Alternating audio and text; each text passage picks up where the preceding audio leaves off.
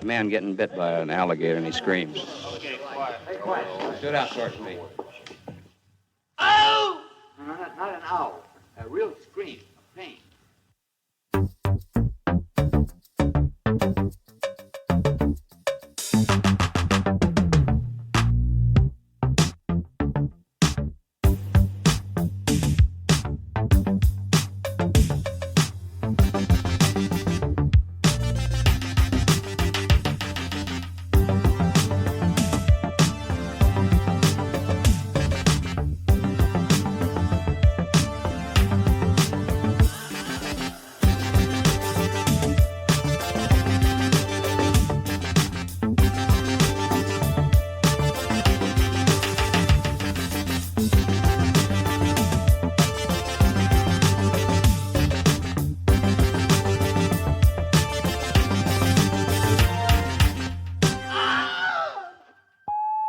Welcome back, Screamers, to another episode where we try to free each other's hearts.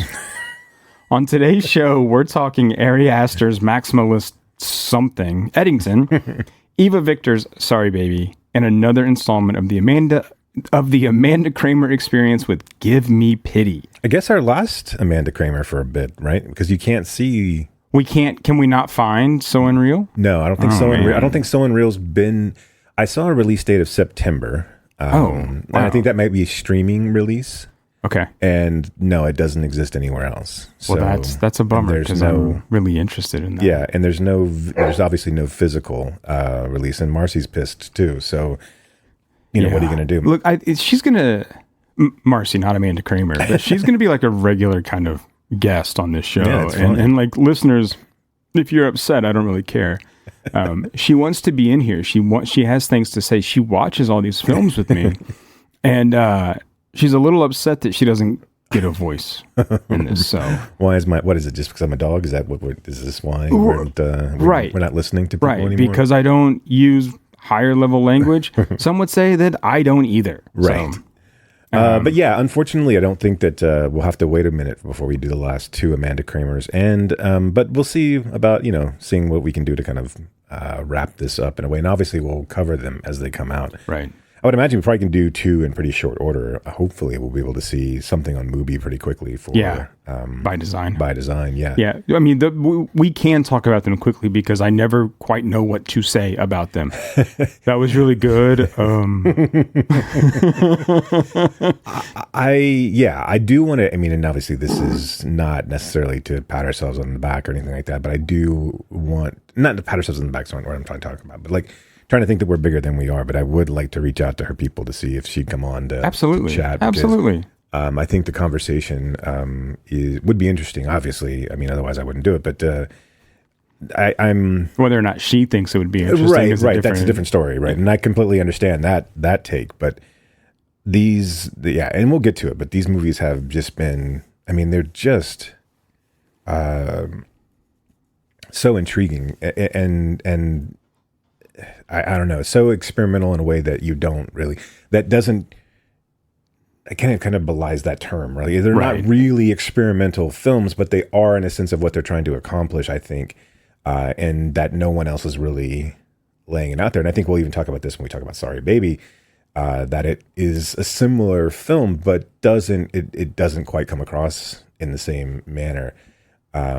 And so, I mean, we'll roll the dice and see if we get a response back. But I'd love to have her on and have a chat. I mean, the worst they can say is no. Well, they could tell us that we're ugly. Or that's fine. That, they that's hate fine. Us. Yeah, but like they would be the first to do that. I mean, they could hurt our feelings. That's what I mean. I mean, I don't want to. I don't want to.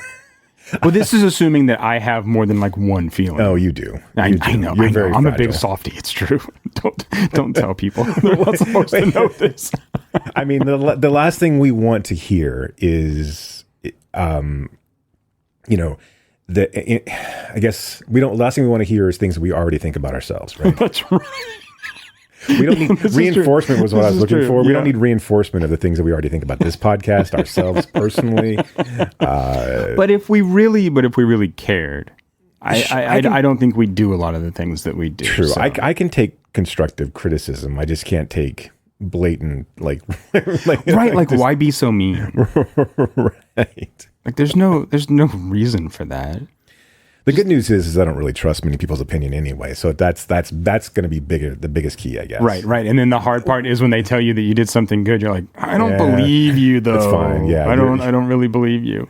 But that's the funny part is that were some random stranger say, these guys are pedantic and they don't know shit about, I mean, like that is a different story to me. But like, if they were like, well, they're always off base and like they always say the same thing over and over again, and like and their takes are really just kind of warmed over pseudo intellectual horseshit, then I'm like, oh yeah, I guess maybe. I don't know.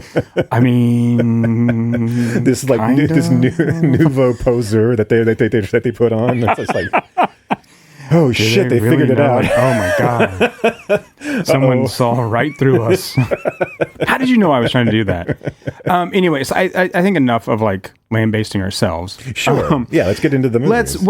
But before we get into today's sort of docket or ticket or whatever you want to call it, you wanted to talk about taste or the lack thereof. I believe. I've been seeing this occasionally pop across social media threads about the death of taste, and specifically like around. I guess Mark Maron has quit his podcast and is kind of going on this like rampage of that's a very strong term for what he's doing. It's just basically like, I don't give a shit. I'm going to say what I'm going to say. Yeah. But it brought up the there's been a bunch of like mid films that have come out as of late that have gotten that have gotten relatively decent reviews, and I'm speaking specifically about Happy Gilmore too. And like, and I'm guess like my question to you and to the listening audience, if there is one, is have we gone past where we don't like? Have we dived so far into this streaming era where we have been fed nothing but tasteless fast food for so long that we just don't give a shit? Because what I've been hearing, and I know you didn't watch Happy Gilmore 2. And I don't encourage you to do. I wasn't going to. Right. Yeah. I mean, it's exactly what you think it would be, although, especially now, right? I mean, I think it had Happy Gilmore 2 come out, in the 90s or early 2000s. You might have had a little bit more excitement for it. Excitement may be the wrong term, but you may have been like, okay, well, we're willing to take this on its own terms. But now,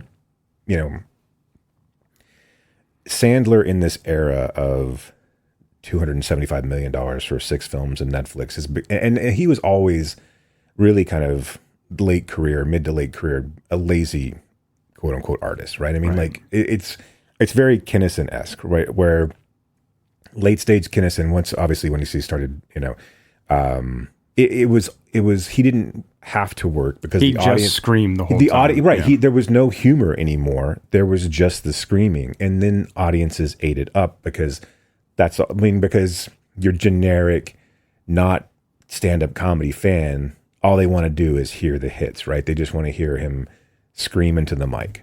And so he didn't have to work on the jokes. And because the money was the same regardless. And so he became this shitty comic. And just kind of rested on his laurels.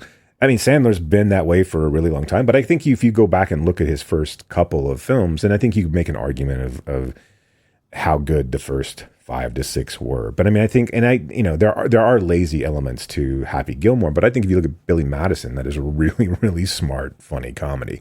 And it was doing things that really weren't being done at the time. I mean, you had yes, you had Naked Gun, but this wasn't a spoof comedy in the same way that this was a spoof. These were guys that were doing something that really was beyond like what the SNL people were doing. They were really, really turning these tropes on their head, taking them to, an nth degree and really, really, I mean, just like ramping up the funny.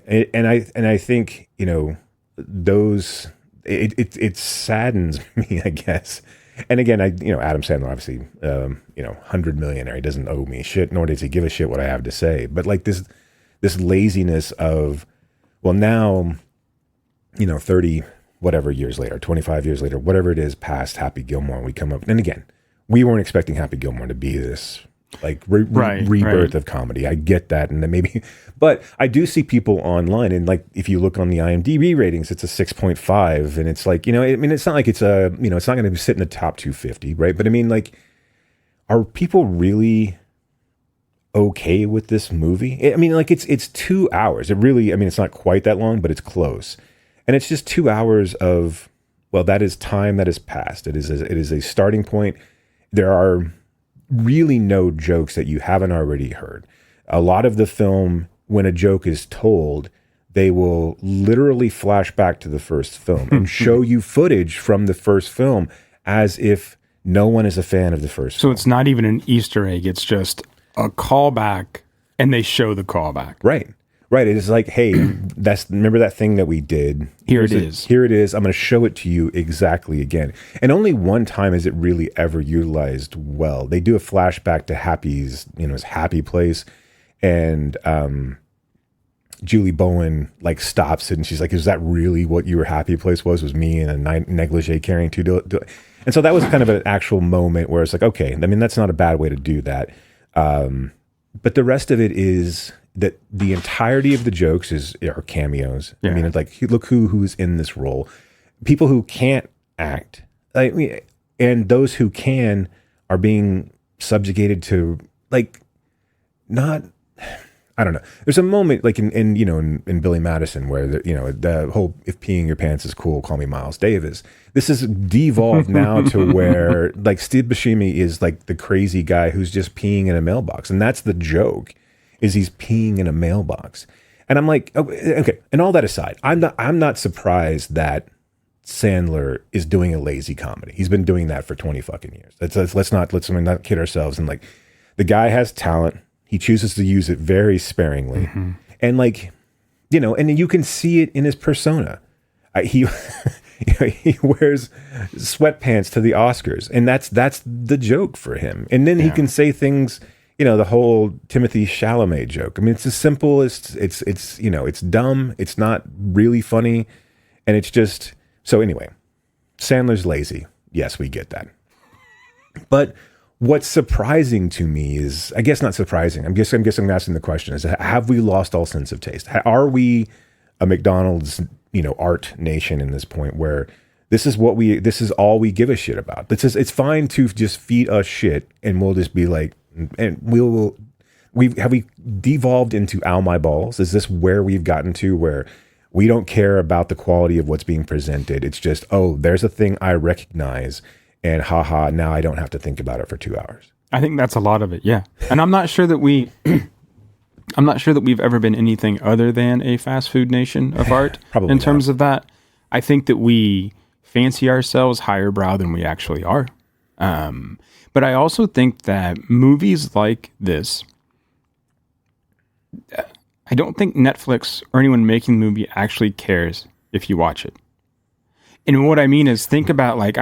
our attention spans are shorter than ever, right? And look, I don't want to sit here and yell at the clouds about screen time and phones and stuff. That's not necessarily what I'm getting at. But how many people do you see at the theater scrolling through their phone in the middle of a film? And so a film like Happy Gilmore is made for that. Is made for the person sitting at home who's only going to tangentially pay attention, right? Because they're scrolling on the phone. And all that Netflix cares is that you fired it up, right?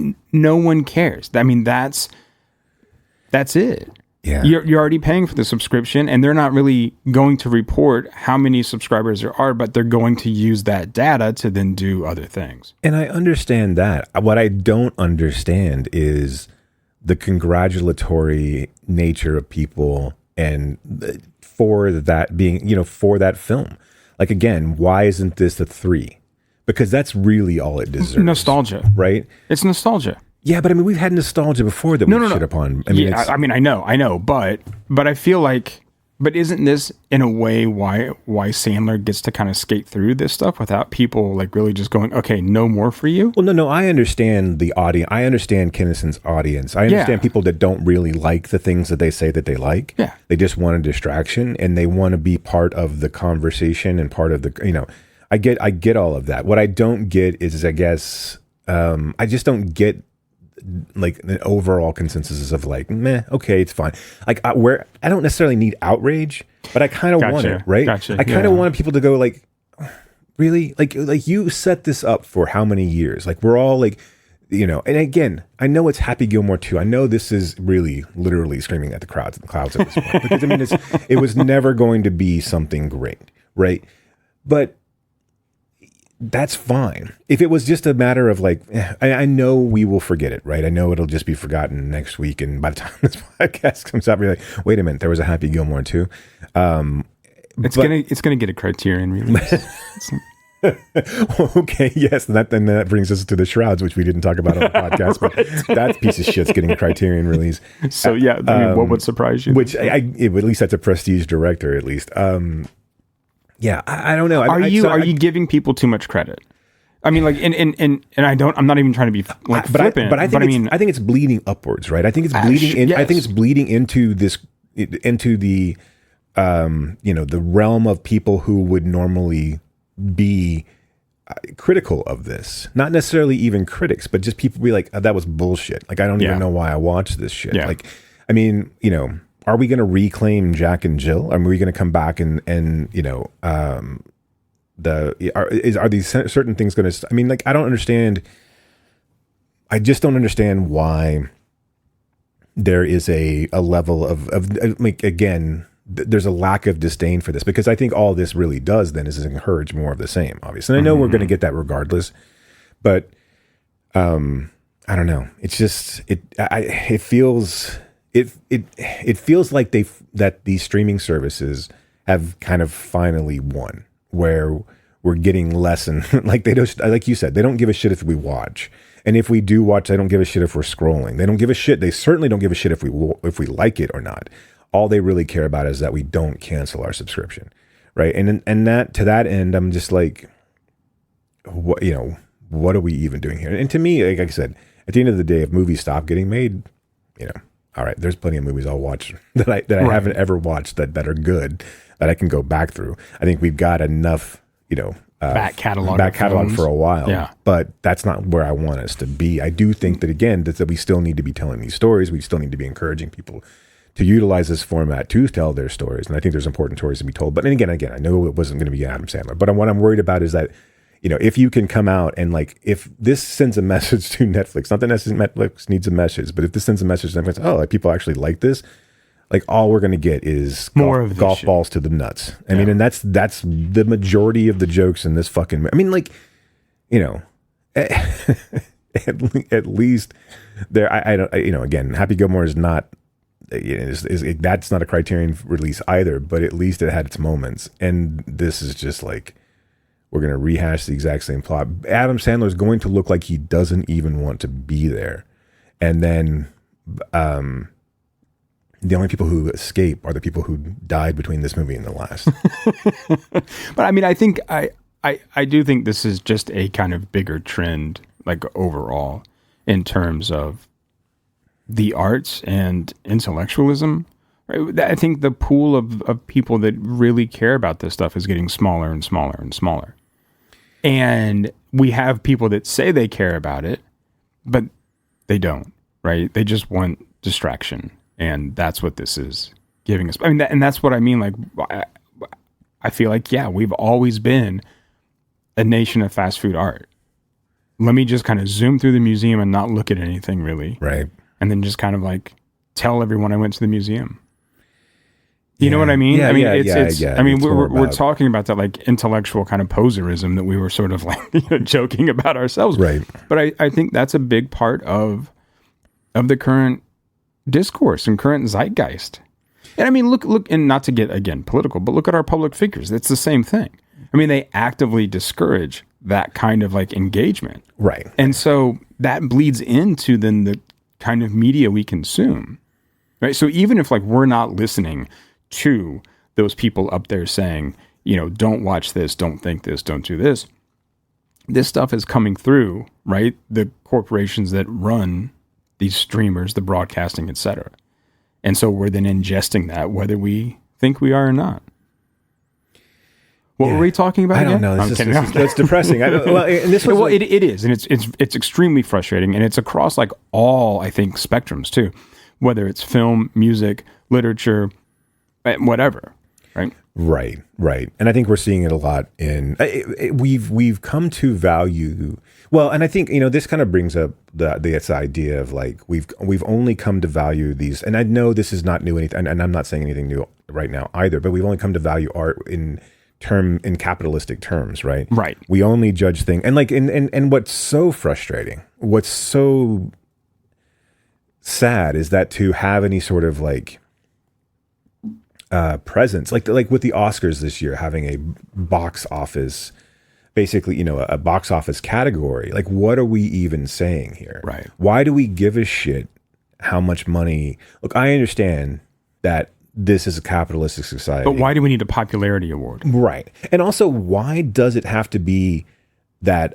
You know, why does if a film makes $1, or why does it matter? That doesn't make it less of a film that makes $2. Right. Right. And who the fuck knows why one makes $1 and one makes $2? Because you clearly, if we knew the answer to that, every film would be a blockbuster. Right. Right. If we could bottle up and determine why people go see this versus go see this, then we would never have this conversation. And it's like, you're not going to tell me that Avengers Endgame is a better film than Memoria.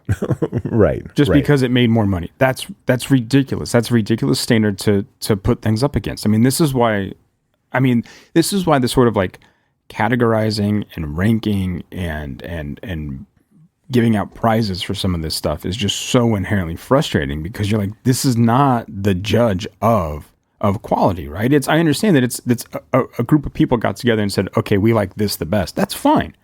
But that's all it is. So don't call one thing better than another. I mean, Crash won Best Picture. Right. You're going to, I mean. Right. And look, that's always been, art is subjective. It's always been subjective. Right. I mean, that's an understood statement.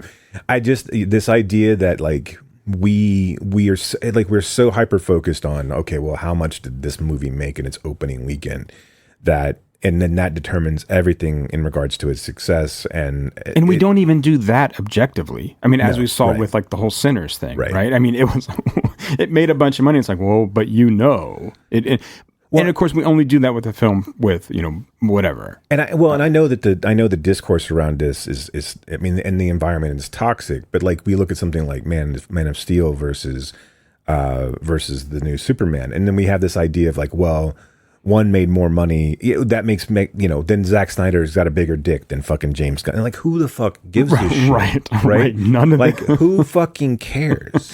And we're then like losing the bigger picture, right? We're not looking at the kind of like systemic issues and what this is saying about this industry, and why do we need to keep rehashing these same things over and over. All we give a shit about is if we're right, if our team won, if our, and if our team made more money. Right. That's how we determine that we're better people than everybody else. Fuck this. I don't podcast over. I'm just well, I'm a terrible person then, because I have no money and I don't win things. That brings me to my other question that, in our fast food nation. And I was thinking about, I was listening to Blank Check, and they're doing the Coens. Not to bring up a better podcast than ours, but and a more expensive podcast. And that is an objective fact. Right. That's fine. Yeah. But they're talking about Coens, and I was thinking about Lebowski, and like how Lebowski was quote unquote a flop when it came out. It wasn't, well, not even a flop, at least from a money perspective, but just it was not well received critically when it first came out. And then over time, people have kind of reclaimed it, understood what they were trying to do. It was just so different than Fargo. I don't think we live in existence. I don't think we live in a time right now where that is possible anymore. I don't think there's any film that has come out in the past, I would say, decade that we're going to that we've shit upon. I don't even think there's films that we will remember in this past decade, that especially ones that were critically, even like ignored or reviled, that will be able to be pulled up and to be reclaimed. There's never going to be. I think that's done. Do you think that's because we just don't have that kind of longevity in us anymore? Like, we don't, again, I know that attention spans is really kind of like discussion du jour, but all the time now. But I mean, do you think that's part of it, that we just like won't remember? Yeah, I think I think part of it is too that that the ability to like discover things is gone as well. I think people still try to discover things from the past, right? And I know that everything's from the past, but I do think that there's a level of let's go back and look at the 70s and 80s and 90s and find these quote unquote forgotten films, or as each generation comes up, there's a whole movement to like, let's pull up some of these films that we can, one, very cheaply get distribution rights for, and then do something with them, right? And we will repackage them and present them to a new generation. And some people will love them, like we've talked about with Vinegar Syndrome and doing things like fucking Congo and Sliver and Jade and like these mid films that were not. But I mean, I don't think those are going to. I don't think there's going to be a huge moment of people going, oh, well, yeah, no, Sliver was actually a really good movie and we just didn't understand it at the time.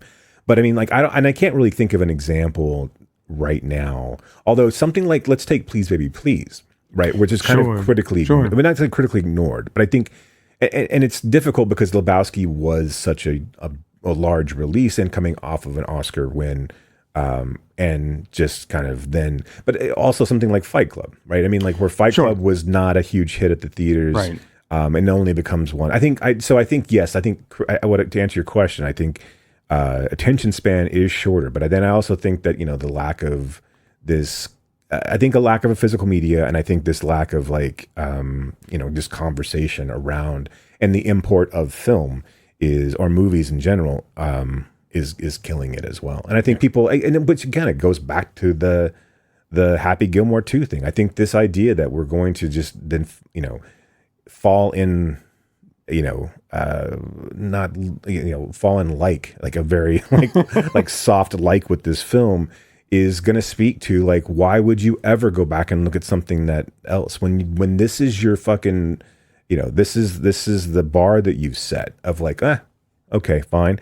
Why would you go back and look for something that might have been that had fallen through the cracks, or what would you ever talk about that that you could bring this up and have a revival of sorts?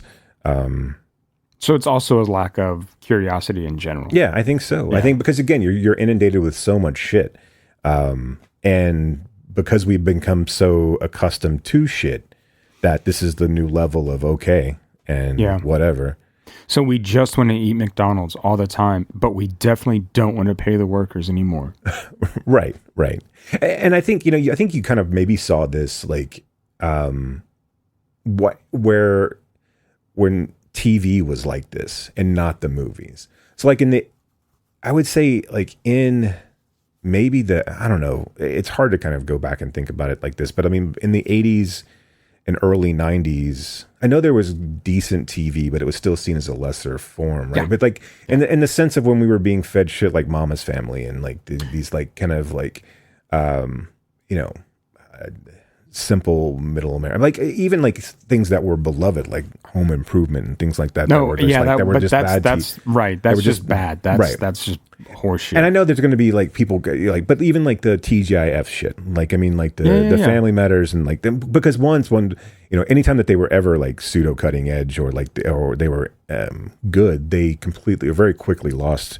They just became formulaic, right? They just became, oh, well, this is the character that everyone loves. We're going to say that catchphrase once an episode, and they're going to do something funny. And they all became formulaic or almost like derivative of each other, too. Right. I mean, so you had Full House, Family Matters. What was the one with Kirk Cameron? Growing Pains. Yeah, right? I mean, they all, Who's the Boss? They all followed a very kind of similar, pattern in that respect. Yeah, so they were sort of interchangeable. But, oh, hey, Tony Danza's a single father, and Family Matters is a black family, and Growing Pains, well, had a Christian asshole on. Yeah, exactly. So, I don't know. I mean, so I think it's, it's discouraging. I would, what does, and part of the reason I'd like to have her on, like, what is a filmmaker like Amanda Kramer, do they give a shit? Or do they just want to make their art and they do their budgets and they get money to make their pieces and they're fine with it for the people that it reaches. But I mean, is there any sort of like desire to, really reach more, or are you just trying to tell your story and hopefully people who need to find it will find it? And I think this is an interesting question too, and I know it's one that we've sort of touched on I think before, and I'm going to use again Chloe Zhao as this example. Right. She's making these very small, independent, but beautiful, right? Regardless of what I really think of like Nomadland, right? It's still a beautiful film, I think, worth watching. I think her other two films are better, but whatever. Right. But then she moves on to the Eternals, and now she's going to do a Buffy reboot. And so I understand, right, the urge to do something bigger, to reach more people, to have more money, to work with a bigger budget, right, to see what you can do when you play in that playground or play in that sandbox. But at what cost, right? At what cost? Because at that point, like, can or when will Chloe Zhao go back to something smaller? And so this is what, like, I would hope. I mean, to me, an artist like Amanda Kramer, and I could be completely wrong, but I feel like she would just say, fuck it. I'm going to do what I want to do. No one's going to tell me what to do, right? And if you do, I'll take my ball and go home. I don't care, right? Because it's what I want to. And if people out there get it, they get it. And if they don't, fuck it. It doesn't matter. Well, and you and I grew up in the era of us just not you and me personally, but like our generation lambasting people who sold, quote unquote, sold out. Right. We're very Gen X in that way, right? Right. So like Apples and Stereo does a fucking song for a commercial and everyone's like, fuck you guys, right? Like, like I remember like Buffalo Tom, I mean, I think I've told this story on the podcast before, but Buffalo Tom being on My So-Called Life, and I'm like, what the fuck are these guys doing? Right. And I think we've kind of, like, as we got older, we softened on that, but then I think I'm kind of coming back around to like, where is your artistic integrity? Right. And again, I know Adam Sandler at one point probably had some, but he's always been a pee-pee poo-poo humor guy, right? I mean, like, even at the best of it, he's been good at that. I mean, he's done some really smart pee-pee and poo-poo humor, but it's not always, but like, it's easy then to kind of fall into it. But like, you know, I think that like Celine, and again, get your bag, I guess, to a certain extent, but how much of a bag do you need to fucking get? Like, why is Celine Song rewriting Pretty Women? Or whatever the fuck it was. Right. It was it that? It was something else. It was something, whatever. It was one of those types of, like, she's doing a reboot or rewriting something for, and I don't think it's Pretty Woman. I think it's, but I forget whatever. It doesn't matter. And then, okay, like Billy Bob fucking Thornton doing fucking T-Mobile commercials. How have you lost your fucking soul? Does he have back taxes to pay? I don't know. I don't know. And if he does, he should have said that before he did the T-Mobile commercial. Say, look, I'm going to do that. Like, because like before, our generation of actors would shamefully go over to Japan and do commercials. It was the whole plot of Lost in Translation, right?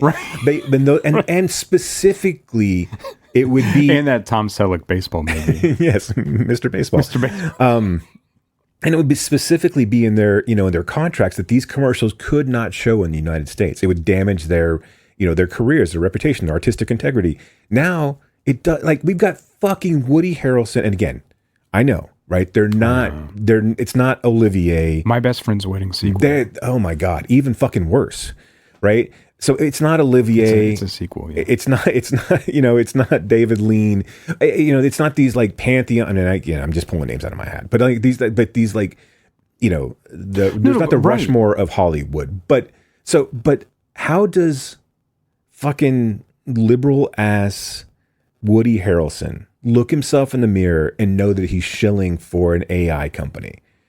How does even as an artist, right, where in an industry where you're having a fight with these, you know, with corporations and AI developers to keep it out of your industry, and you're gonna, I don't know, but I think artistic integrity is I think it's kind of a myth. Oh, I mean, like, I think it's a thing that we wish that like was around. And again, like, okay, I could understand. I can understand, you know, a person who's been the sixth lead on a TV series, or just making a living, making a living that has to put in, right? That has to, you know, that will do a commercial here or there because they're a nameless face, and then someday it'll come up and we'll go, oh, that was that guy.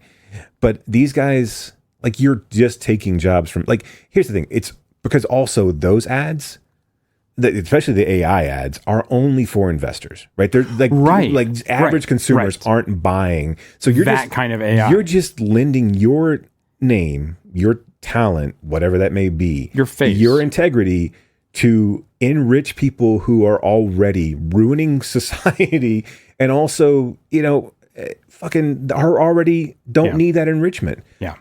It's fucking insane. I just don't get why I don't, and again, of course, of course you're doing it because there's no backlash to it. There's no no one's saying, well, go fuck you, Woody Harrelson. Like, why would I go watch a movie with somebody who's like, why would anybody include Woody Harrelson in their films when he's shilling for these? Like, it would have ruined careers before. There's a reason why they didn't show those commercials over in the United States. And now it's just, it's old hat. Everyone does it. Yeah. Right.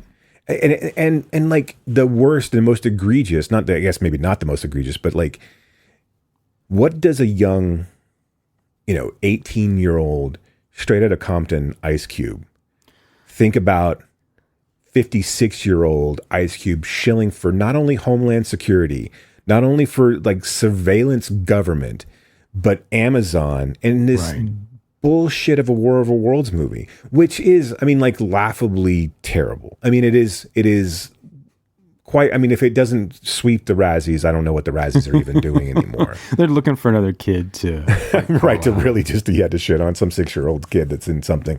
But like, what is a fuck the police guy? What is he doing? You could have argued that, okay, when he did, Are We There Yet? Or Are We Done Yet? Or whatever, right. Yeah. But at the least, at the end of the day, okay, he's a father, he's, a hard-hitting whatever, right? This is just, it's an antithesis to everything that he stood for as a kid. Yeah, you get older, you get some money, and you don't fucking care anymore. But again, how much fucking money does Ice Cube need? But this is a bigger question too. How much money does anyone need, but yet they just want more? Look, a lot of the problems that we deal with, like on a daily basis, are just people after more and more money. And I know that I'm not telling you anything you don't know, but it's like, and it's such a stupid answer to this question too. Is it like, but also like we're fed this line of it's never enough. You need to keep getting more than your neighbor. When your neighbor gets a new car, you get a new car. And so you have to keep doing this. Now, of course it's bullshit, right? It's just bullshit that keeps us in this perpetual loop of buying more. But who is Ice Cube trying to keep up with? I have no idea. And is it worth whatever amount of money that he made for this? Is it worth it? I understand. And look, and you can make the argument, Michael Caine is very very famously said, I've never seen Jaws 4, but I've seen the house that it paid for. Right. And look, I don't know anybody's finances. Maybe Ice Cube, maybe he is hurting. Maybe he needed that money. Sure. But you also have to think that this damages his ability as an artist to do something serious, right?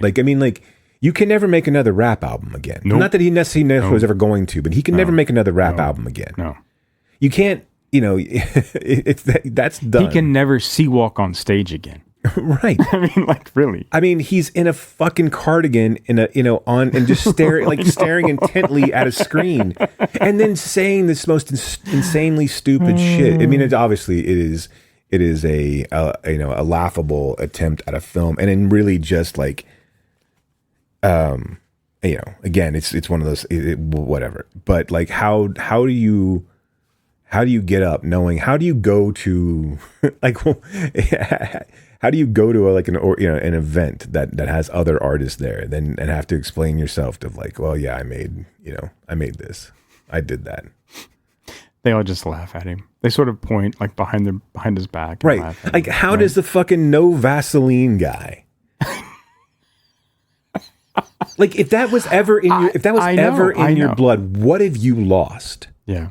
What part of your soul have you lost? Yeah. This is what capitalism does to you, Jason. It wears you down. And I don't mean that, that he's I'm just saying that once you get a taste, you just want more and more and more and more. I don't know. Yeah, let's talk movies. Yeah, I was going to say, Jesus Christ. We started talking about taste, and we ended up here. Okay. Yeah, let's get into the movies for this episode. And let's start with Ari Aster's Eddington. I am recording this. Fair warning. Is that really necessary? Look, Joe. 6 feet.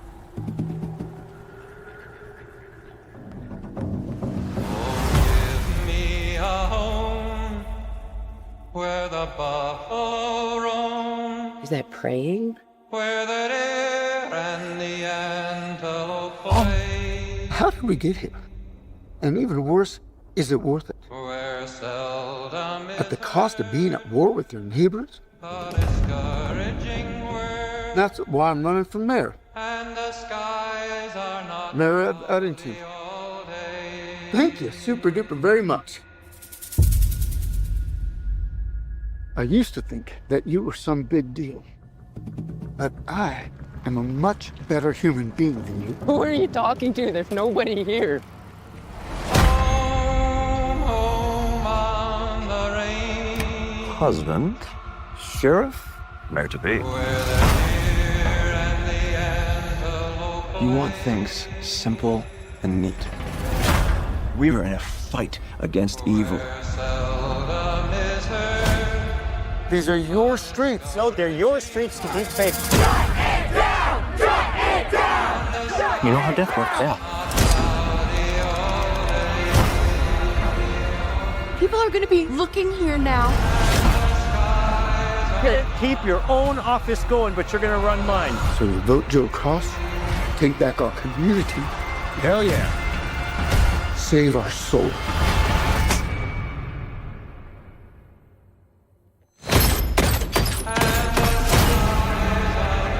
Your pain is not a coincidence.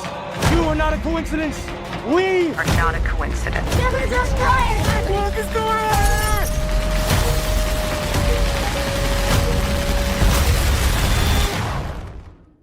We need to free each other's hearts.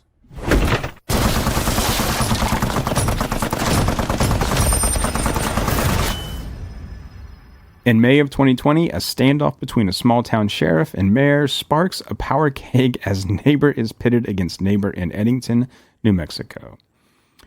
This film's like all over the place, right? So I'm watching this film, and I'm just kind of going like, okay, where are we going? And like, I get it, right? He's just throwing everything in there. That's watching this film. It feels like someone who has gotten out all his toys. Like his G.I. Joes, his Transformers, like his Lego houses, right? His Hot Wheels. And he puts everything on his bedroom floor and he's just making them do all the things that he wants to do in a kind of like stream of conscious mind, right? Where he's just like, no, I want to be mayor. No, you can't be mayor. I fucked your wife, but not really. And the blah, blah, blah. I mean, I don't know. That's how it like feels to me. It's like a guy just like playing with these toys and kind of just seeing where it takes him. And look, and I don't not like this film, right? I just think that there's a whole lot going on. And one of the things that concerns me, because I think he skewers everyone, right? Right. But sometimes I feel like he's punching down. Sometimes I feel like it's a little too easy. There were moments where I was just kind of like, okay, this is what you're taking aim at is a little too simple, a little too easy, and a little too, I mean, I think it's easy to make Joaquin Phoenix's character look like the bumbling kind of asshole that he is. And then I appreciate that he gives him some teeth, right? At a certain point. But there doesn't seem to be a lot of nuance there with the character. Yeah. I don't know. And I almost think that's the point, right? I mean, look, and I'm not going to try to, peel back exactly what Ari Aster has been trying to do with his first 4 movies. And like, it seems like Ari Aster is just basically trying to get all of us to wake up to the fact that we're fucked. Like right. Just wholly and holistically fucked on every level, no matter what we do and no matter what side that we're on. If you look at Hereditary, you look at Midsommar, you look at Woe is Afraid, these are all just, weird. And this one in particular, right, where there's just a big data mining farm. Yeah, I mean, it's like an AI farm. Right. I mean, going back to like what we were talking about, yeah. That seems like as we get to the end of the, I mean, like so like, if you haven't seen Eddington, essentially Pedro Pascal is the mayor of this small, little tiny New Mexico town that borders on indigenous lands, and he's trying to revitalize the town by bringing in this huge data mining conglomerate that so they're going to set up shop, and then they're going to start taking natural resources, but it should bring in jobs to the town, et cetera, and should revitalize the town.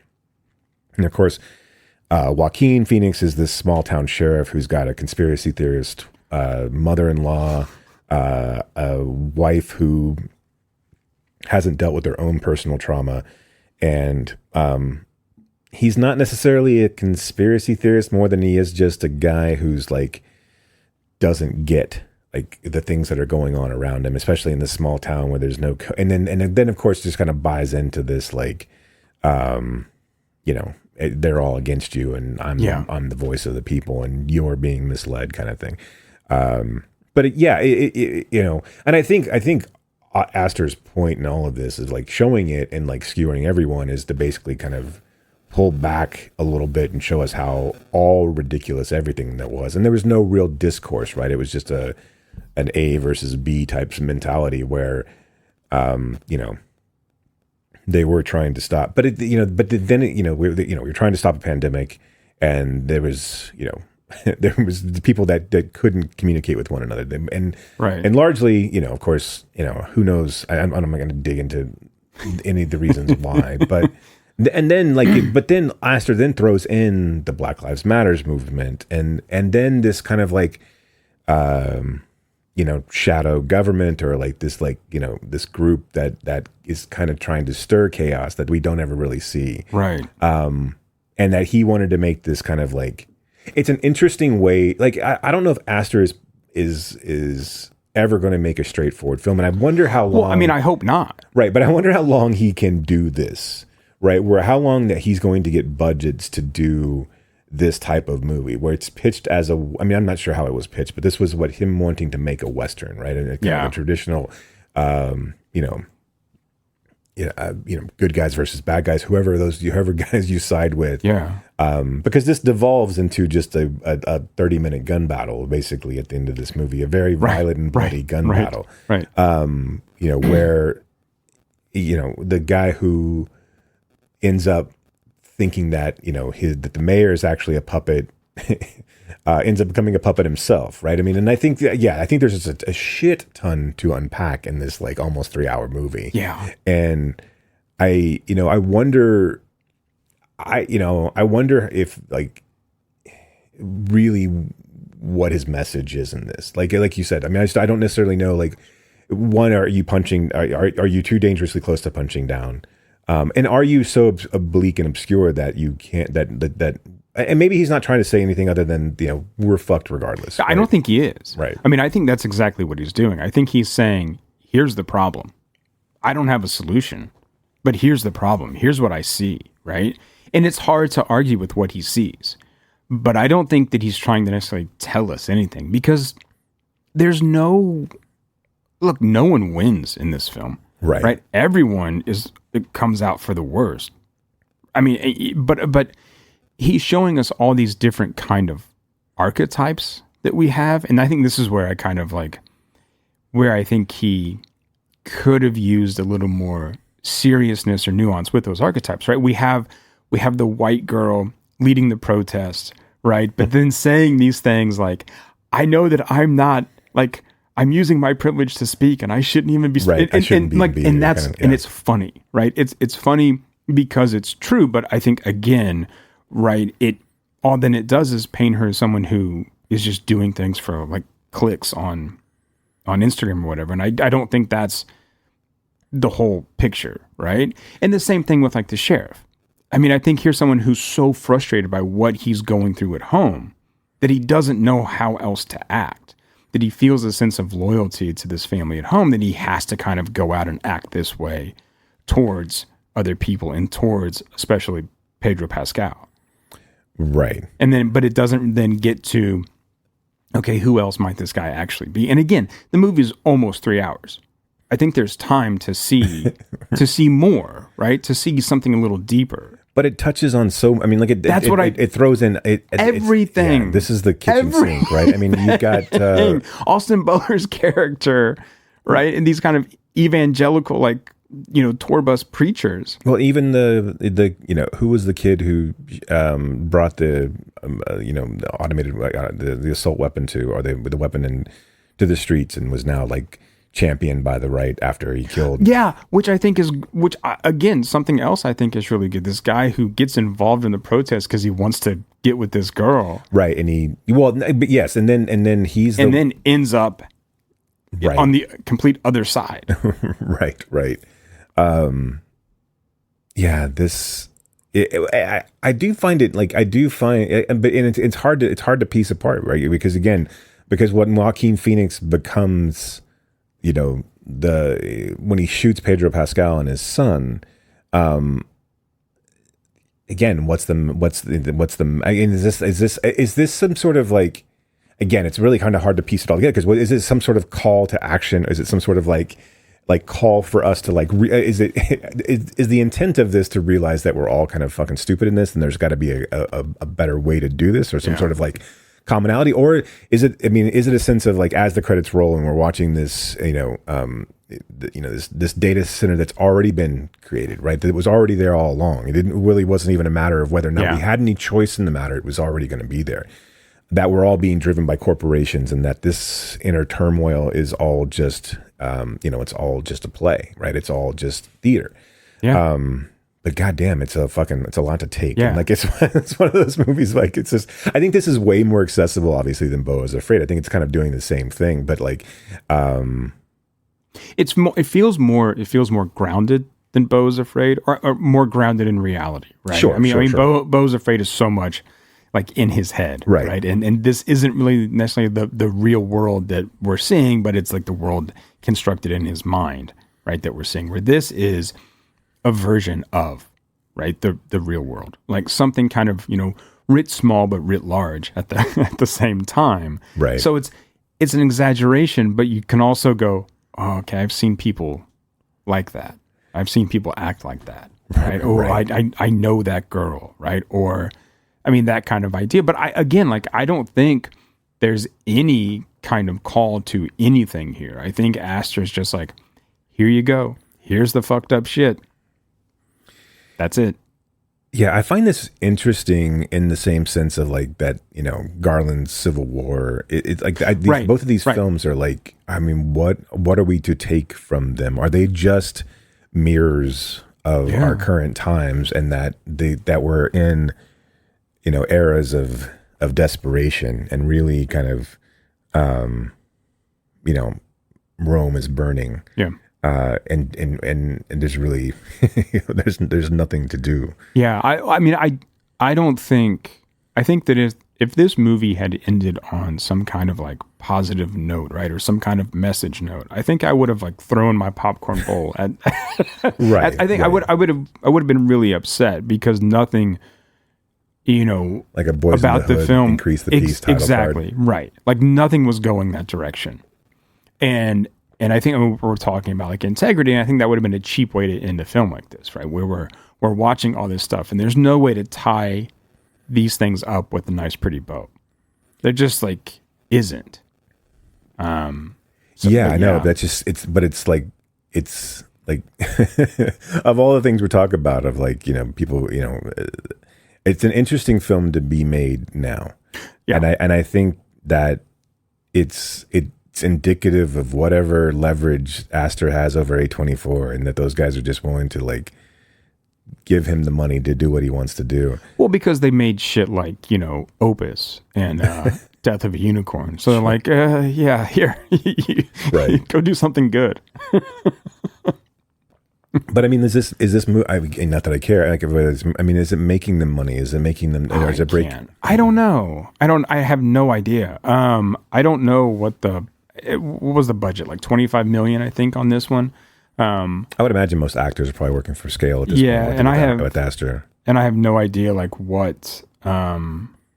I mean, I'm seeing box office of like 12. Yeah, I do feel like this movie is a gut punch. I do think that there is going to be an audience that is going to take this as a fuck you, like, right? I mean, like, where it's just but like, which audience?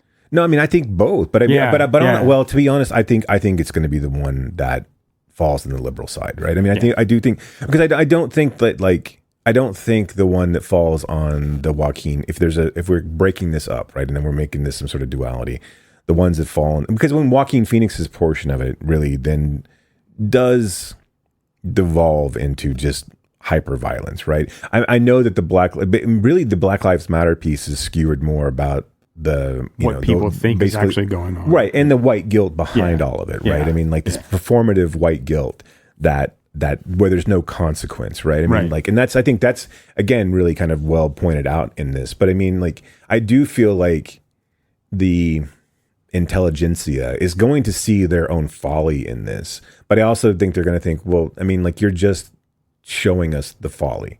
Like, I mean, there's no, and not that there necessarily needs to be a message here, but like, yeah, we get it. We understand that this is all fucked up. Like, you know. Right. Yeah. And I think that was part of like what I was going through watching the film was like, okay, like, yes. Right. Yes. Right. This is all familiar. Okay.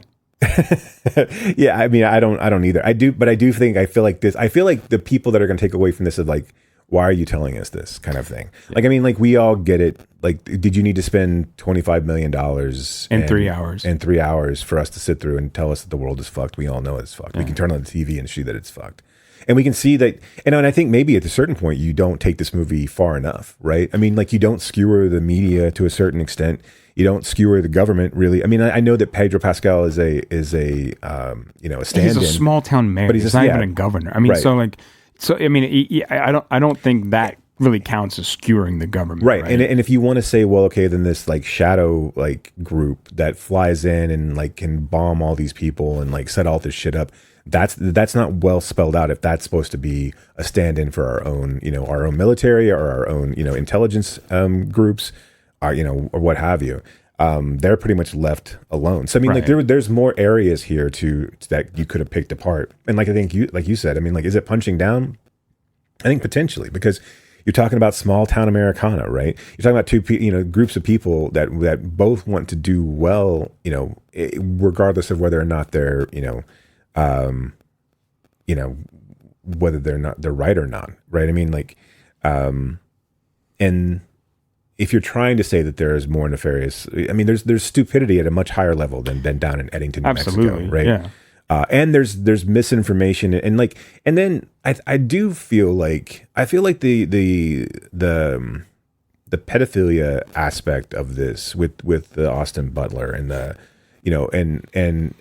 which is mostly child grooming and like it's and this idea of with what's her face? Emma Stone? Emma Stone, yeah. I with her character, I think like that is a really interesting piece to put in the middle of all of this. Yeah. Right? Because it doesn't really feel like it needs to be there, and it doesn't really feel like it's indicative of what anything else we're saying in this movie. I don't know where that one really falls in regards of like, because what it seems to be saying is that this hysteria is real, at least on a personal level. I mean, Austin Butler comes off as manipulative, but he almost seems almost heroic in this film. Right. Which that seems weird to me. Like that whole portion of like, okay, he's saving Emma Stone, an individual, but he's manipulating her into where they're having a baby together at the end of the film. Right. Which I guess maybe, maybe is some sort of commentary on all of that. But I think that's probably the most, in my head, the most misplaced,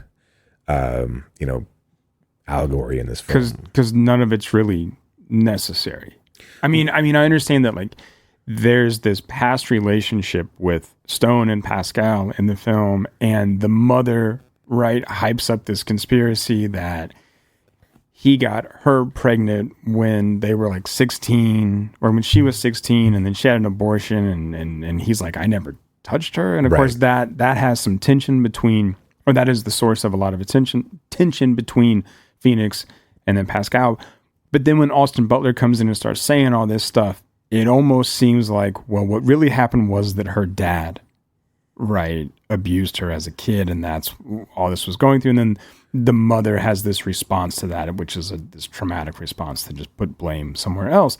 But like, does any of that even matter? I mean, like, all of that, I mean, that's us doing, I think, a lot of like legwork, right, to get there. Right. Does there need to be that big of a thing for there to be tension between these two guys? Right. I guess that's my... I mean, I think the tension is I think you already have the tension, right? And they could have dated in high school, and that's still like a source of like whatever. I mean, it's... And the you know, the instigation to the assassination, right, really isn't driven by... It's driven by embarrassment on Joaquin Phoenix's part. It's not really driven by embarrassment of like trying to protect his wife, because by that time he realizes that it wasn't what he thought it was. Right, and she's gone. And she's already left. It's one of these. It's almost like this film needs to be like accompanied by like a group conversation of the audience afterwards, and where Astor is like moderating but not answering any of the questions, right? Like this needs to be like a roadshow film where maybe there's some sort of like really truly someone who has who can kind of help people bridge gaps, if those people exist anymore. I'm not 100% sure they do or not. No, I don't think so. But I think I think there is a little bit of kitchen sink aspect to a lot of this. I do think that like Astor is a lot of having his cake and eating it too in this film, just because once it devolves into this violent spectacle, it kind of becomes it's not. The satire kind of gets washed away, and it's not like RoboCop or something like that, where that's the point, right? I mean, like where where the camera's face back on. This is not a cabaret instance where we realize we're the Nazis in the audience, right? Yeah. This is now we're just enjoying the violence and the viscera, and I mean, and really, it's kind of hard to then we circle back around, and everyone kind of gets their comeuppance, but. And we're left with kind of just sitting in our with our own despair, but for a brief moment there, it's like he's almost giving us a reprieve of us, like, all right, this is what you wanted all along. Yeah. I told you a story, and I told you how you're all being idiots, and now here's a little gunplay for you so you can all feel better about the movie. And then, by the way, I'm going to end it with us, like, you're probably going to miss the metaphor, but you're all fucked, right? I mean, this is right. None of it matters anyway. Right, you were all fucked all along, and this whole dance was all useless. All this death and destruction and consternation and arguments. Got you nowhere. It really never mattered because the all of it was just a misdirection. Yep. And for us to take advantage of you. Yay, capitalism. Yay, capitalism. That's a good place to stop. Yeah, let's just stop it there. Yeah. I think you said that succinctly. We're all fucked. Here's some gunplay. Enjoy. No, but look, I mean, I do think that Eddington is worth going to see for the conversation. I mean, I'm curious to know how other people, feel about this. Yeah. I mean, it is, again, it's not that I don't like it, right? It's one of those where you're kind of like, okay. In a sense of like entertainment, right? I do feel like Eddington exists in this weird spot, and I know that not every film like has to. I know that there are message films, and I know that there are films that are supposed to be supposed to make you uncomfortable. But this and the physical media release of Eddington, or is this one going up on the shelf and just sitting there forever? Are you popping in? As people, hey, have you seen Eddington yet? Are we going to pop it in? Yeah, let's all hang out and watch Eddington together. You got a few hours to kill. That'll become a Simpsons joke at one point where Bart and well, it probably will. Yeah, they all go see Eddington together. That's great. Okay, let's leave Eddington in New Mexico, and I don't know, we'll venture on. I was trying to figure out where to go with that, but it's just not really working. Let's talk about another A24 film. As my dog yells again, Let's talk about another A24 film in Eva Victor's Sorry Baby. I made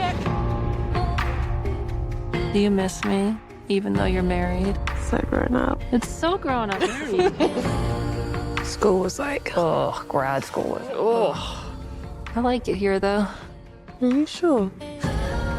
What are you up to this fine evening? I was wondering, do you have like stuff that makes a fire? Why do you need it? My friends and I were gonna make like hot dogs. Hot dog sounds good. I'm sorry, we only bought 2 hot dogs.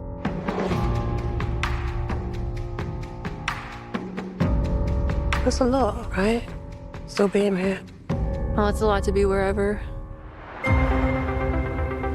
Something pretty bad happened to me. Did it just happen? No, it was a little over 3 years ago. Well, that's not that much time. I know this is hard to talk about. It doesn't feel that you know that. We know what you're going through. We are women. What? I know you're scared, but you're okay. There's some ways people treat you like you're a person who lives and breathes and thinks for themselves.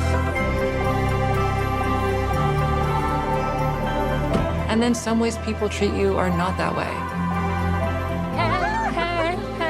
I can feel in my body that it was really bad. But there's a reason, even if I can't see it, that I'm alive. I got a cat. Whatever you need. Something bad happened to Agnes, but life goes on for everyone around her, at least. It's a weird way to say it, but okay. Yeah, I know it. But life goes on for everyone around her, at least.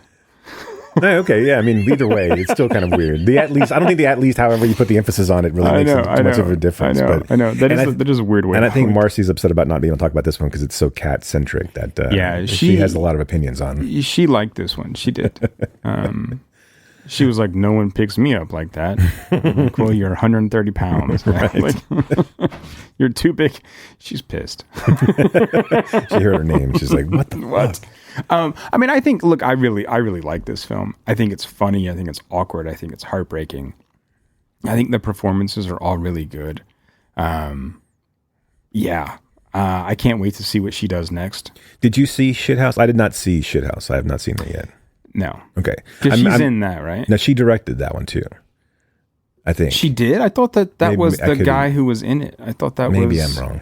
I'm probably wrong. No, I thought that was one that she had directed, and she's in 2 other films. But I could have swore that she had directed that one. But I could be wrong. I'm probably no. wrong. Let me see. You're probably right. I mean,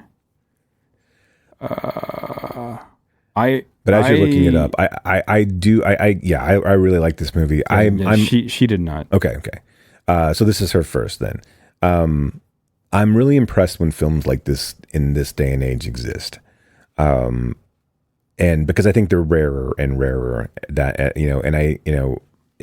and I also, you talk about this again of how much like, what does A24 want to be aside from a money-making studio? But like these films, I just don't, this is not, I know it's never going to be a huge, this is going to be $1 movie making, not $2 movie making, right? I mean, this is going to be, but I still think that there is a place for adult cinema or cinema for adults. That's not, if you look at what's at the theaters today, right? It's Fantastic Four, it's Superman, it's Bad Guys 2. Bad Guys 2, which is not bad actually. I went and saw that. It's fine. It's not great. It's not bad either. I always like to hear what's his face talk. So I want to say Sam Kinison, but I know that's not it. Yep. I think for multiple reasons, right? Because I don't want to hear him talk at all. And then you've got a bunch of that Formula One is probably sticking around. You've got the Angel Studios sketch. Film, and then like weirdly enough, there's some Eminem song documentary called Stands that I think is going to come and go really fast, but it's actually out. And then you got Weapons, and then a couple of horror films. This together came and went really fast. Right. Which is what I'm saying is like I do think that again there if you can put out The Materialists and people will go and talk about it and people will go and see that. There's a room for Sorry Baby in the world of the movie going day and age, right? I mean, like, and I just don't understand in the sense of like, what is Sorry Baby doing for A24? Like, if you're not going to press and push these movies, what is it really doing for you? Is it just fodder? Are you just picking it up and then going to dump it to a streamer? And this was part of a bidding war. Like right. A24 was in a bidding war with Searchlight, Neon, and Mubi. And so it goes to theaters for 2 weeks. Yeah.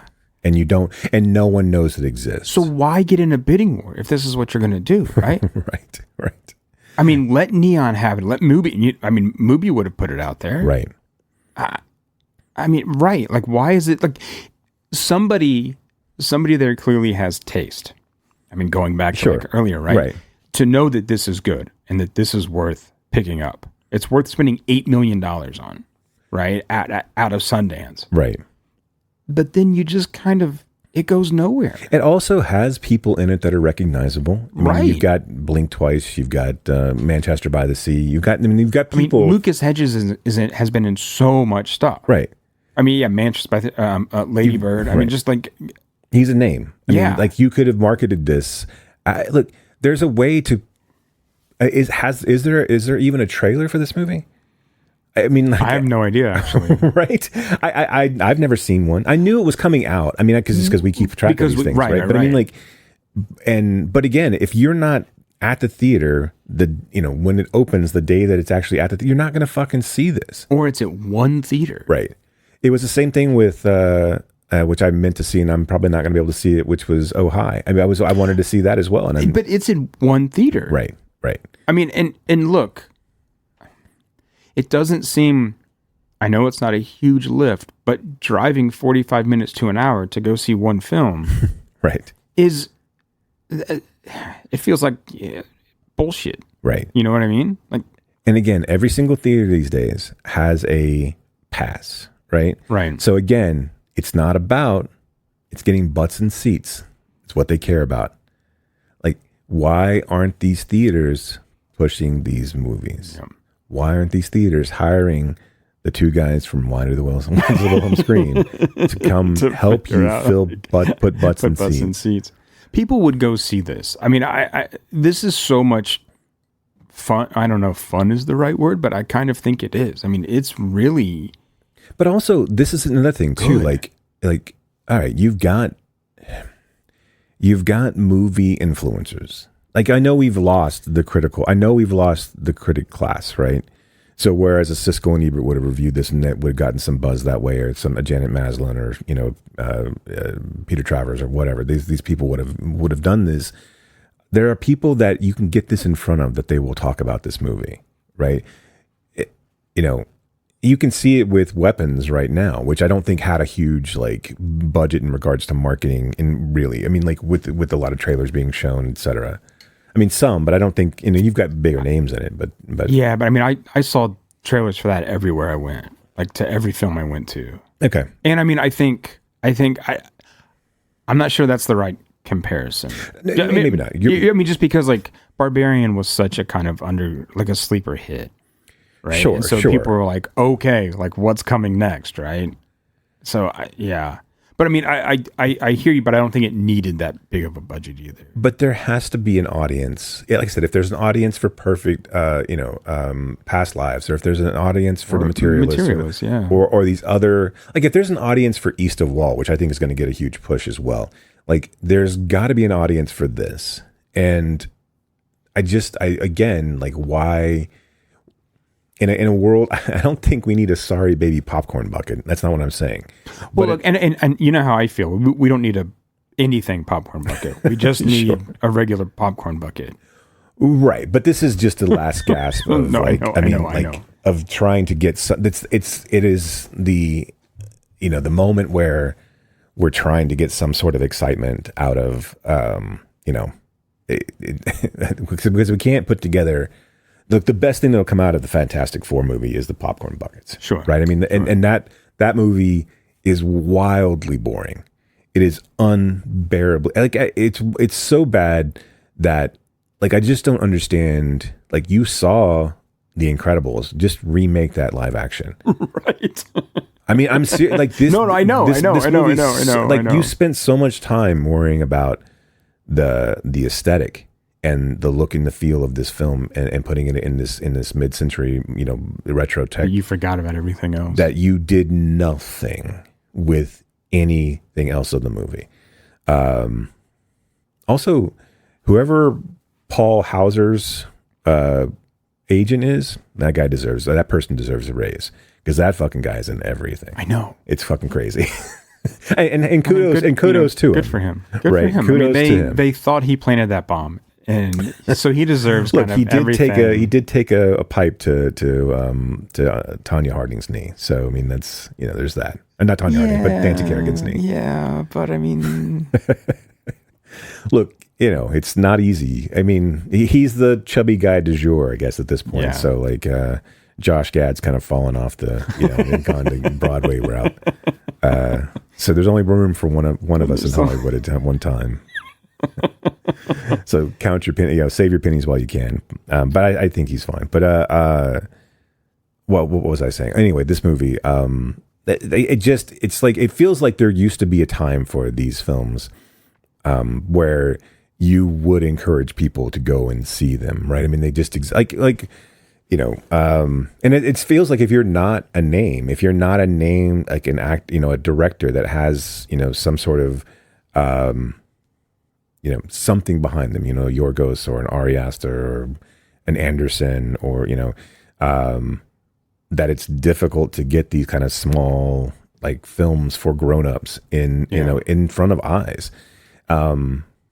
And then even then you're going to see like things like, that look, I haven't seen this, but it just looks boring. Like My Mother's Wedding and things like these we're almost falling back into this sense of like, that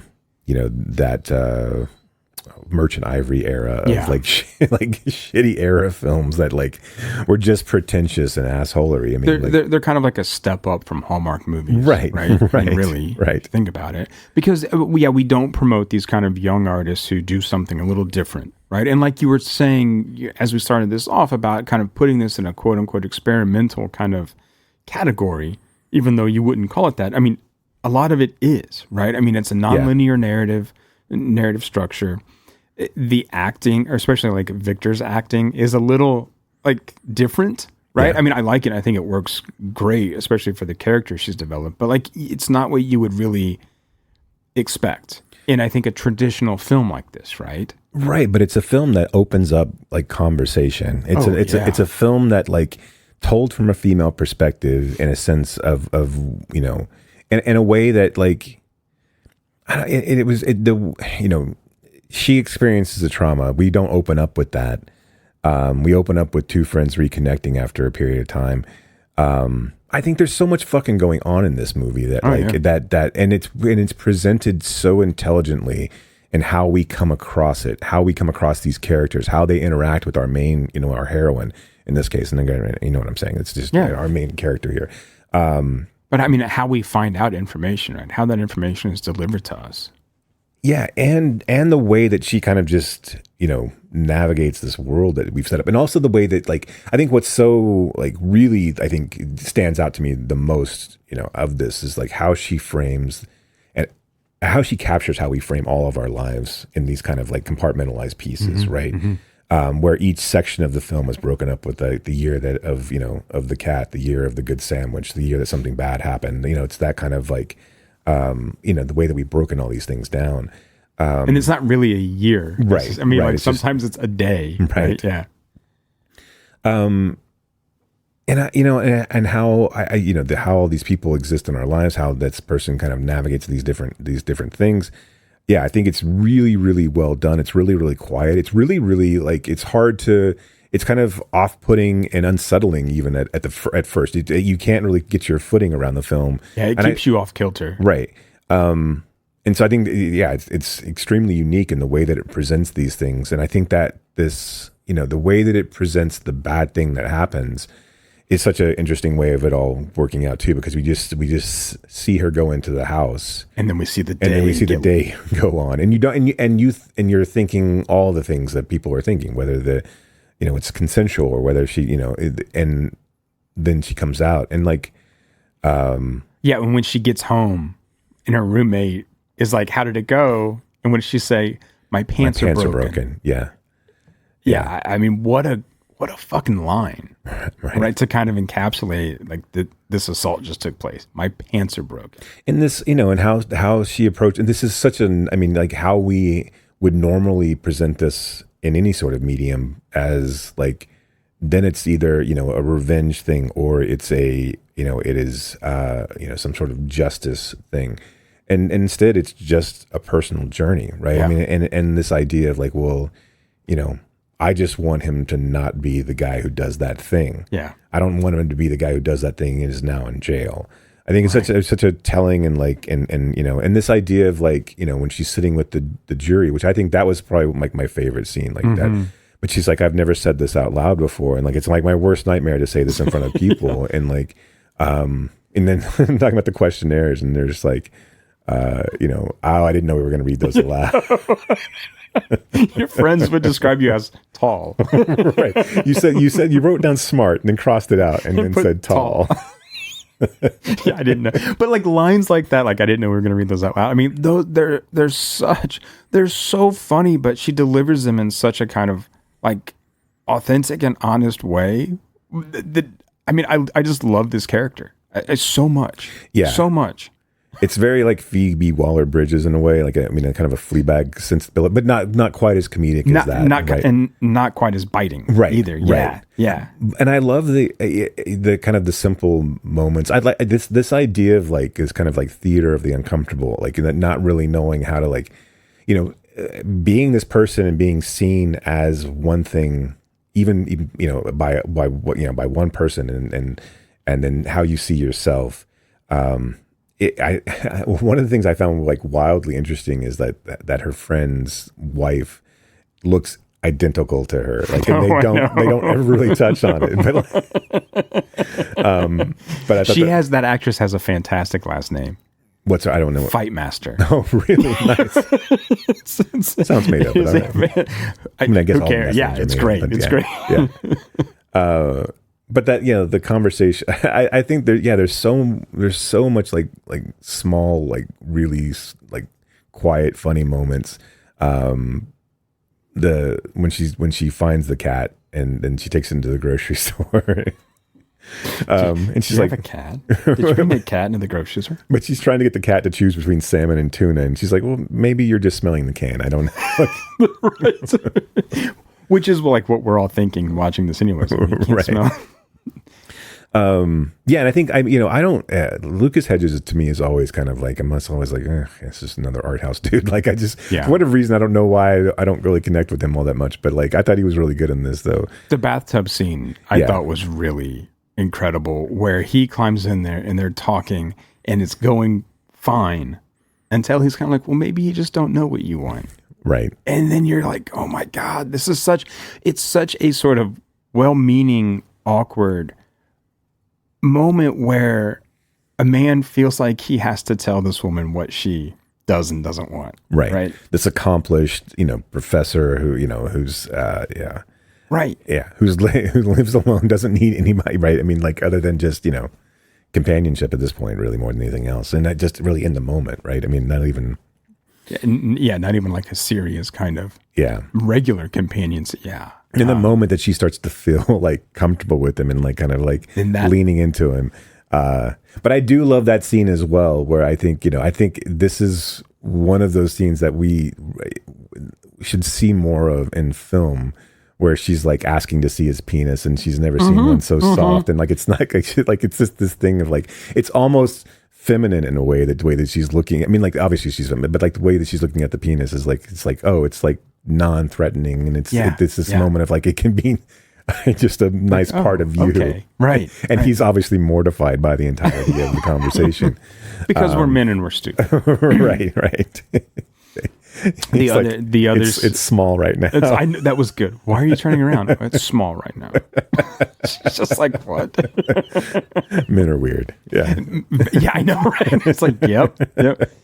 The other scene was the, well, I mean, like, all the scenes are great, but another scene that I thought was really kind of interesting and telling was the sandwich scene. Yeah. He's so good in that moment. Yeah. Right? I mean, so is she, but like he kind of then like takes the four there and talks her through a panic attack. And like this big burly, I forget his name, right? Yeah. But this big burly guy, right, with a heavy like Boston accent, right, is walking her through a panic attack, and then is like, would you like a sandwich? Right? Is great. Isn't he in Beautiful Girls? Like he's one of the guys, like one of the friends in Beautiful Girls? Mm-mm.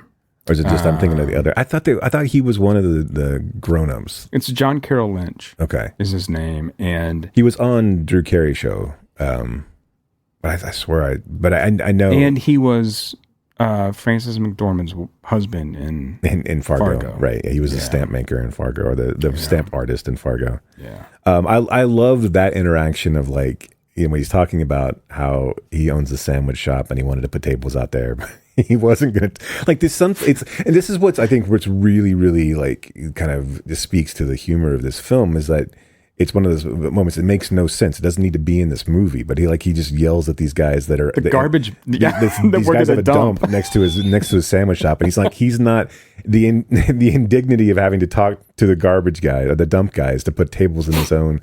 He's not going to fucking do it.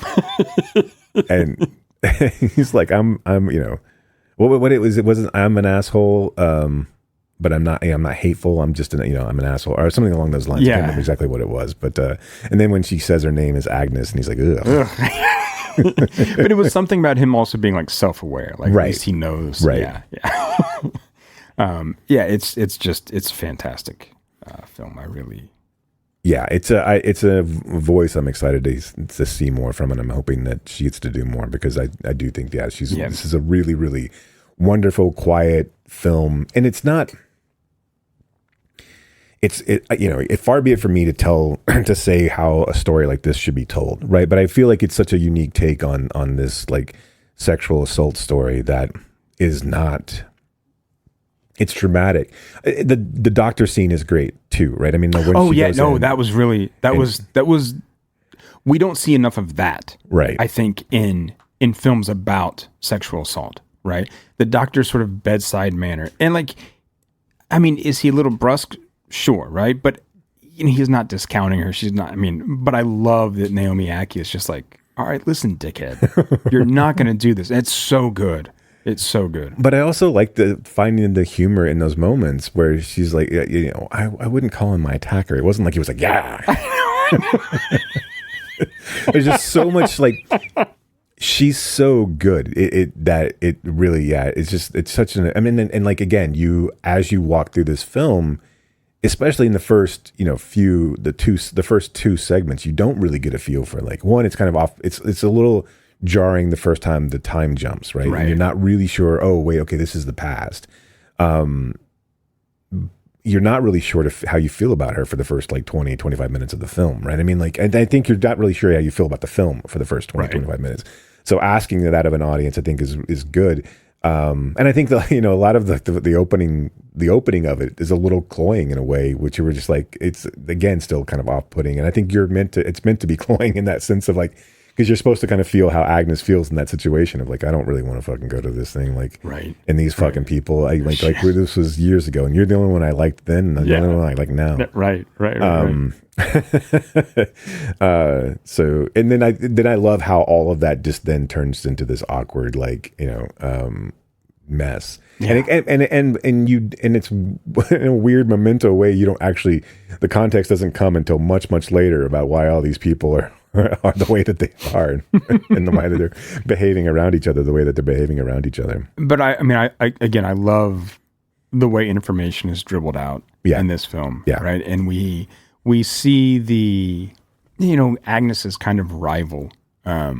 We see her act a certain way and Agnes got the full-time job and everyone loves Agnes or whatever. And like we understand kind of like what, all right, this is going to come up again, right? Or you see that tension there. And then Naomi Ackie's kind of like, bite back at that. Right. And so you see these kind of allegiances that you understand. Well, I mean, hopefully that you're going to see later in some sense. So yeah, it's great. Go see it.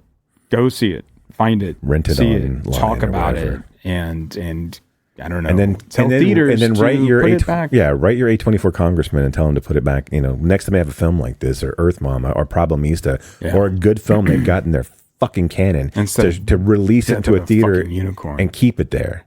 Right. Yeah. Instead of some sort of like, some sort of farcical horse shit that's just another. Like Death of Unicorn. Right. Like, what would. So we're going to segue into Amanda Kramer's Give Me Pity, but. Well, I mean, why wouldn't A24 give Amanda Kramer $20 million? Yeah, I don't. I mean, I know that they give it to Ari Aster, and I mean, of course, he's a man, right? So it makes more sense now that I think about it. But I mean, like, think about what she could do, right, in a situation like that, more so than. No, I mean, of course, we haven't seen By Design yet, so, and I have no idea what the budget is on that, but. Working with Juliette Lewis, I'm trying to think who else might be in that film. But, I mean, there's more people in that film and maybe there's more of a budget to that. But, I mean, that seems like where she might thrive. Well, that's saying she's not thriving, but you know what I mean. Right. I guess my point being, I don't give a shit how much money you give her to make the film. What I give a shit is how much money you put in, on the screens, that you put on and keep it in the screens, right? Like, again... You can't tell me that there's not an audience for Please Baby Please. Oh, like you can't tell me that in a world where you get something like Eddington on the screen that there's not a place for Please Baby Please. There's not a place for the conversation around Please Baby Please. There's not a place for conversation around Lady World. There's space in theaters for these movies. And there are people that will go see them if you give them the opportunity to see them. And again, like if you're gonna cut shit short, cut F1 short. Right. I mean, I know you spent $100 million in this film or however much you spent. Yeah, but this is also going to be on Apple TV like in perpetuity. Right. And they know that. And that was the whole point. Right. I mean, that was a big part of it. So, now, and look, I mean, because it's not going to be a Best Picture winner. And look, these theaters still have, like, they're not, I know that the ones that they built, or the pre-COVID were starting to come down, right? There were 10 screen, 8 screens, so I get that. There's still 24 screen and 30 screen theaters out there. There's still screens that these places can exist. Put these movies out there. Yeah. But again, it's not just about then having a place to see them. It is also making people are aware of them. Like, I don't see any posters for Sorry Baby in the fucking theaters. I don't. Like, I don't see, I mean, like, again, like, I mean, you upsize your fucking popcorn. Hey, what are you going to go see? Oh, cool. Yeah. You know what? Do you have A-list? If you have A-list, you should come back and see this tomorrow. You should come back and see this because it's really, really good. Yeah. I mean, we've talked about this, and we're going to talk about it again, right? I don't mean, it's like, but it's these things that seem to make sense, but just are never going to happen, which is ridiculous. And again, like, how much money do these ticket prices go up and up? Right? Popcorn prices go up and up, and like, I understand that you need to stay in business, you need to keep doors open, but at a certain point, we're going to stop paying $20 for a movie ticket, for one movie ticket. Yeah. You know what I mean? Like, it's going to become unsustainable. Right. And that's what I'm saying, like, with your A-list. I mean, again, if someone's paying $25 and they can see 4 movies a week, which gives them 16 movies to 20 movies in a month, let's say 16 to 18 at least, like, there's there's not that many movies that are being released, right? Right. But you want them, if they've got A-list, yes, I mean, this is not a gym membership where you don't really want them showing up. You just want them guilted into being, you just want them guilted into being fat. To not canceling, yeah. You want, if you're giving someone the ability to utilize your service at a cheaper cost, you want them coming back.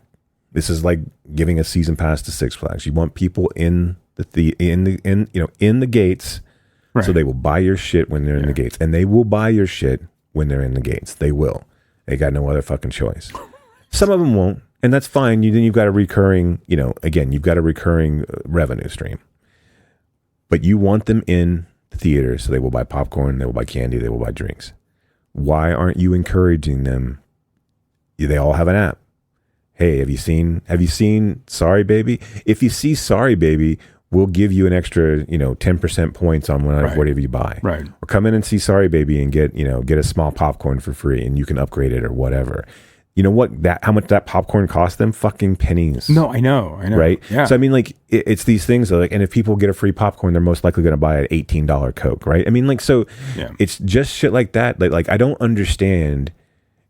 You have captive audiences that have a fucking device all on them, and I don't know what the numbers are on A-list, but it has to be good enough for people. They're continuing to do it, right? I mean, it has to be something that they haven't found. Well, no one wants to go see 4 movies a week, so we're just going to fucking fuck off. Right.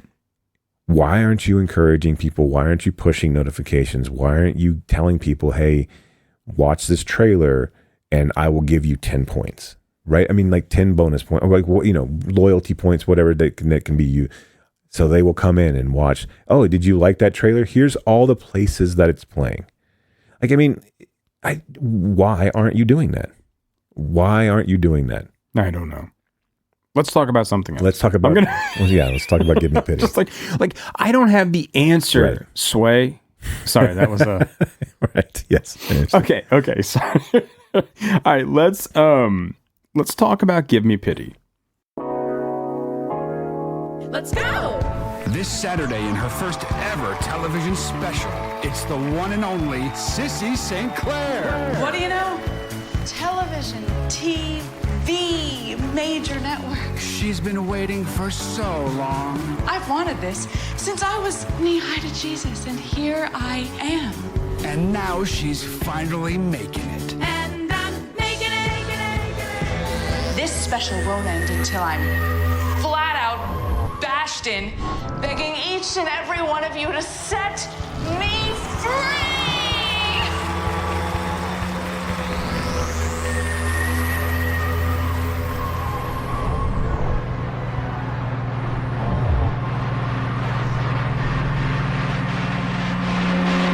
Who do you consider to be your biggest competition? Women. Each and every woman has something I want and would do anything to have. You will never, ever have your own television special. So don't even dare to dream. What do I see when I look in the mirror?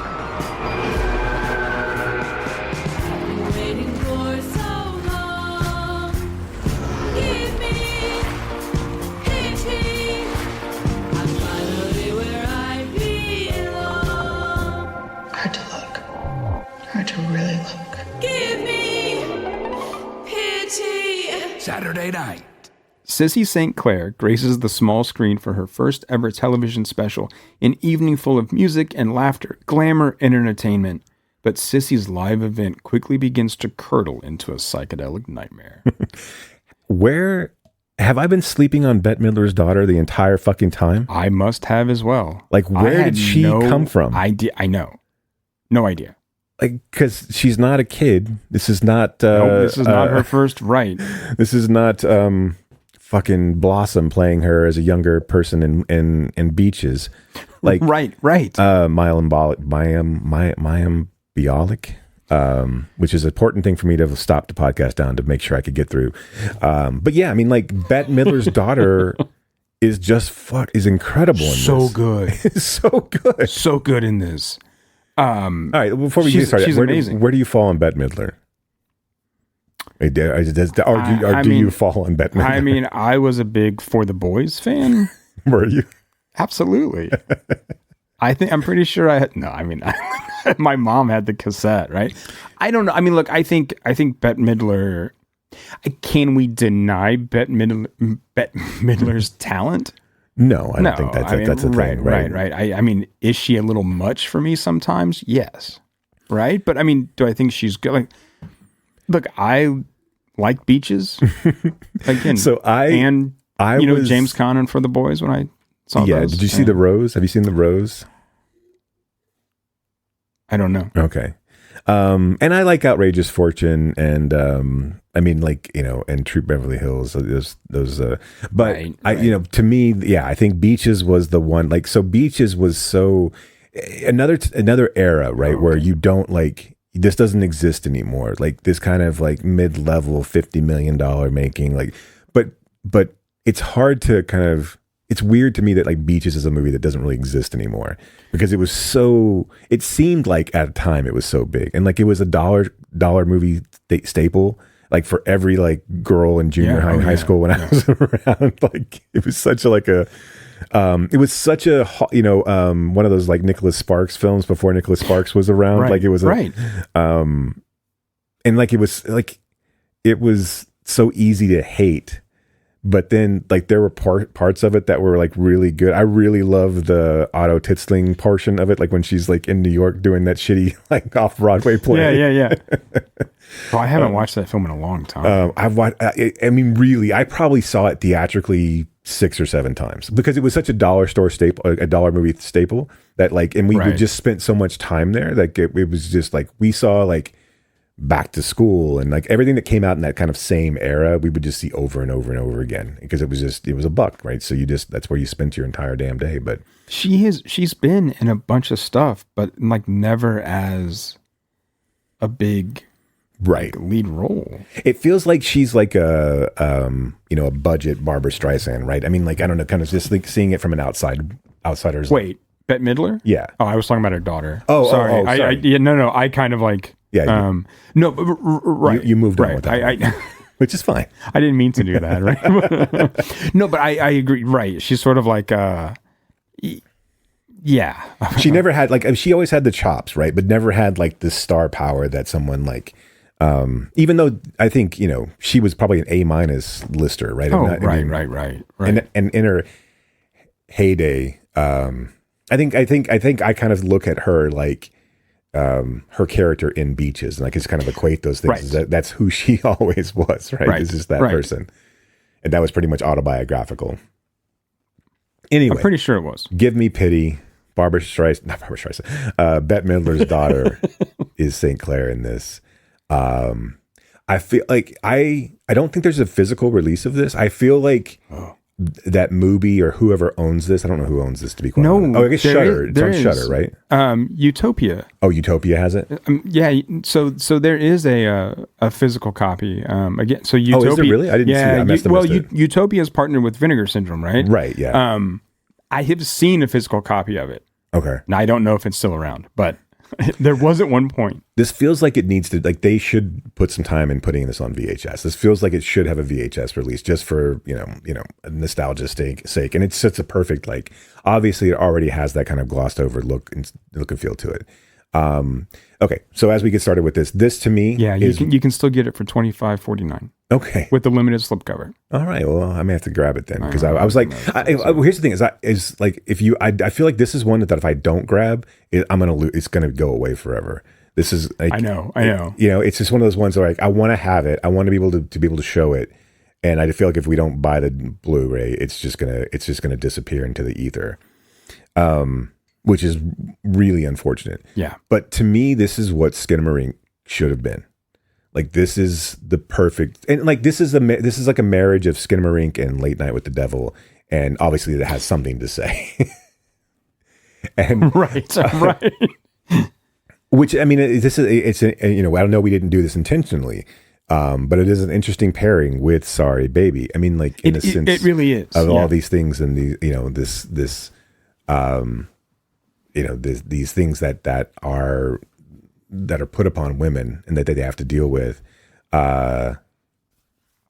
I dug this so fucking much. I thought it was amazing. I think it's brilliant. I mean, I think it's like this incredible, like campy, kitschy, right, examination of, and this is, I mean, I think obvious if anyone out there listening has seen this, but this, examination of celebrity identity. Well, female fame for sure. Exactly, right? The dark side of this, right? But how everything just kind of like warps and blends together. I mean, the idea of like making it, and it's all just like so like out there. I mean, it's I don't know. She's not sugarcoating anything. She's not trying to trick you, right? She's not trying to like hide her message in something else, right? This idea of making it, like dying to be known, doing whatever it takes to like realize this dream, but then like you literally have death and danger like waiting off stage for you, right? And almost like demons you have to sell your soul to, right? Exactly, that are just like right? constantly Always, watching you, right? Yeah, it's so good. I love immediately she comes out. She's like, Jesus and I are both entertainers. I mean, like this like idea, like he was really good at being known. it's such a perfect, like, it captures that whole, like, those specials that would exist perfectly, right? Yeah. I mean, it does it so well. It's so good at it. It is. What I also love about this is we're not, watching this special take place, right? We're not watching from the wings. We're not some like character in the film. We're literally watching this special. Right, on TV. I mean, the structure of this film is us watching this variety show in real time. I mean, that's the movie. The movie is the variety show. Even the opening credits are like the opening credits to the variety show. And so, I mean, I think that is just fucking perfect. And I think this is what Kramer does with all of her films so well, is the way she uses like sets, right? Or like the set. It is how it's like this kind of box for her to play around in. Right. And in a way it like keeps her there, right? Keeps her focused, but also lets her do whatever the fuck she wants because she made up the rules of that kind of little box. Right. And I think it's just, I think it's brilliant. Well, it's one of those things that you feel like I feel like that Late Night with the Devil should have done, right? Instead of pulling back the curtain, this would have been better off had it been like this was truly, a lost episode of this talk show that we were getting a glimpse to see. I don't want to see in the wings, right? What I want to see is, I don't want to see actors, right? I don't want to see them. Yeah. I want to see this all kind of unfold, and I think this also, like, again, what I wanted from Skinamarink, which was a little bit more substance than what was given. I understand, like, the idea, but like I'm much more willing to go with this rather than having so much be just the visuals and there's really no I understand Skinamarink not trying to be a narrative structure right. But I understand, but it loses me way too often, and it becomes so repetitive that at a certain point that I'm just bored by it rather than scared by it. This is not necessarily scary per se, but I do think that this like speaks to like the horrors. You take this as a companion piece, or you look at it in the same light as something like The Substance. This is way less on the nose than The Substance is. Yes. And still kind of talking to the same, without all the the blood and the gore, speaking to the same things that Substance is trying to lay out for us as well. And I think, the structure of this works on multiple levels too. Right. So, I mean, as we're getting that kind of like message and metaphors, we can also just kind of watch the variety show. I mean, the delivery system is so cool. I mean, especially if, and I think both of us have seen enough of these types of variety shows to know exactly kind of where it's going. Right. And then to watch her kind of like go off on these weird tangents almost, or say these like weird things. You're like, where did that come from? But like you can see that happening with like Conway Twitty or something, right? Because we've got these like zippy one-liners, right? That are cheesy and corny and like, yeah. And then like the kind of winking to the audience. Right. And then like patriotic acknowledgement out of nowhere, right? Like these non sequiturs, like I love America. And you're like, where did this come from? But that's exactly how those shows were. And so you can watch it as a kind of like homage or deconstruction of that. Right. And then we get all the other stuff too. yeah, even like the letters from the fan, the letters from fan segment, and then the segment where she's putting on, she's on the mirrored, the lighted up mirror behind stage, getting ready and stuff. Yeah, it does all of those so perfect, and just like you said, the song and dance routines and all of them being just all these like little notes about her how handsome her dancers are. Like right. It's so good, and I think like I said, it does its it does its messaging so well, and it breaks it down so, like this like confusion and horror that it descends from these from when the special starts to break down. That I just think it's really, really brilliant, and I think it's one of those ones like as you watch it more and more and you start to realize exactly what she's doing. I really was just kind of in awe of it all. Oh yeah. And I think it's funny because this I think this actually is on Shudder or was on Shudder. So it's on it was on AMC Plus. It's on AMC, right? So I don't know exactly what service which, AMC Plus tile, has it, right? Yeah. But I know that Please Baby Please is on Shudder, and I feel like I feel like her films are falling in this weird spot where no one knows what to do with them. Yeah. Because and again, I'm all for Shudder picking up the mantle and showing different things, and I know they've shown some some Japanese Yakuza films, and they've done other things other than just straight up horror.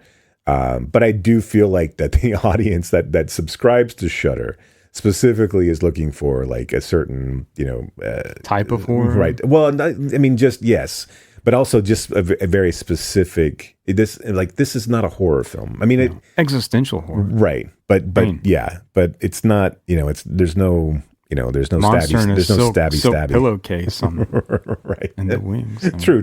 Right. Right. I mean, I guess There is no stabby pee pee poo poo.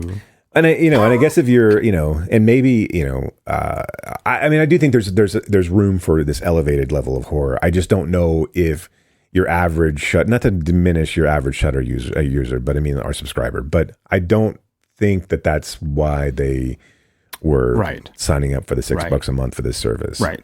I agree. I mean, and I agree that I don't think anyone quite knows what to do with Amanda Kramer. I don't think so either. I don't think so. And this is one of the things I do, this is why I do want to pick up the physical media versions of these things, because again, I do feel like these films are in danger of being lost. Yeah. I mean,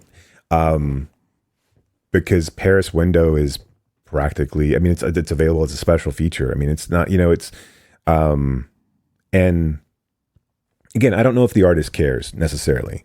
But I do think that, this body of work, it's as much as we say this all the time, of the people we have talked about on this podcast, this is someone who's still making films and doesn't have a huge body of work and seems to already be kind of, in the windows of this niche of art house film, and which is slowly seemingly closing as we speak. So I do think that these are films that, again, I don't necessarily think that there's ever going to be a huge audience for any of them, but I do think they're films that need to be available, right? Because again, as we talked about with, in this era of things being so disposable, are you going to be able to, as much as, are people going to be able to find these when we determine that Kramer's a Fassbender or, an Ozu or, somebody it's an important filmmaker that we should have known about,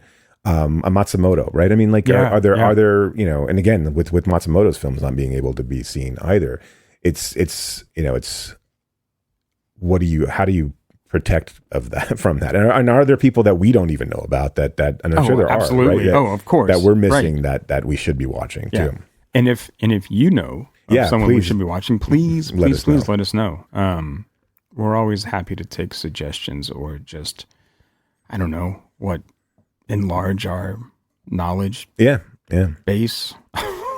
But I mean, this,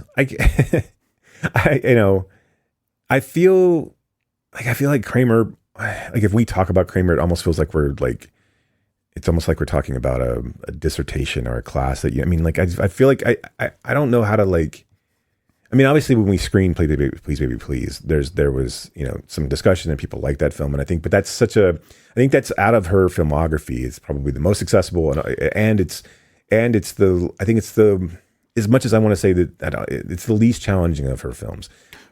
Sure.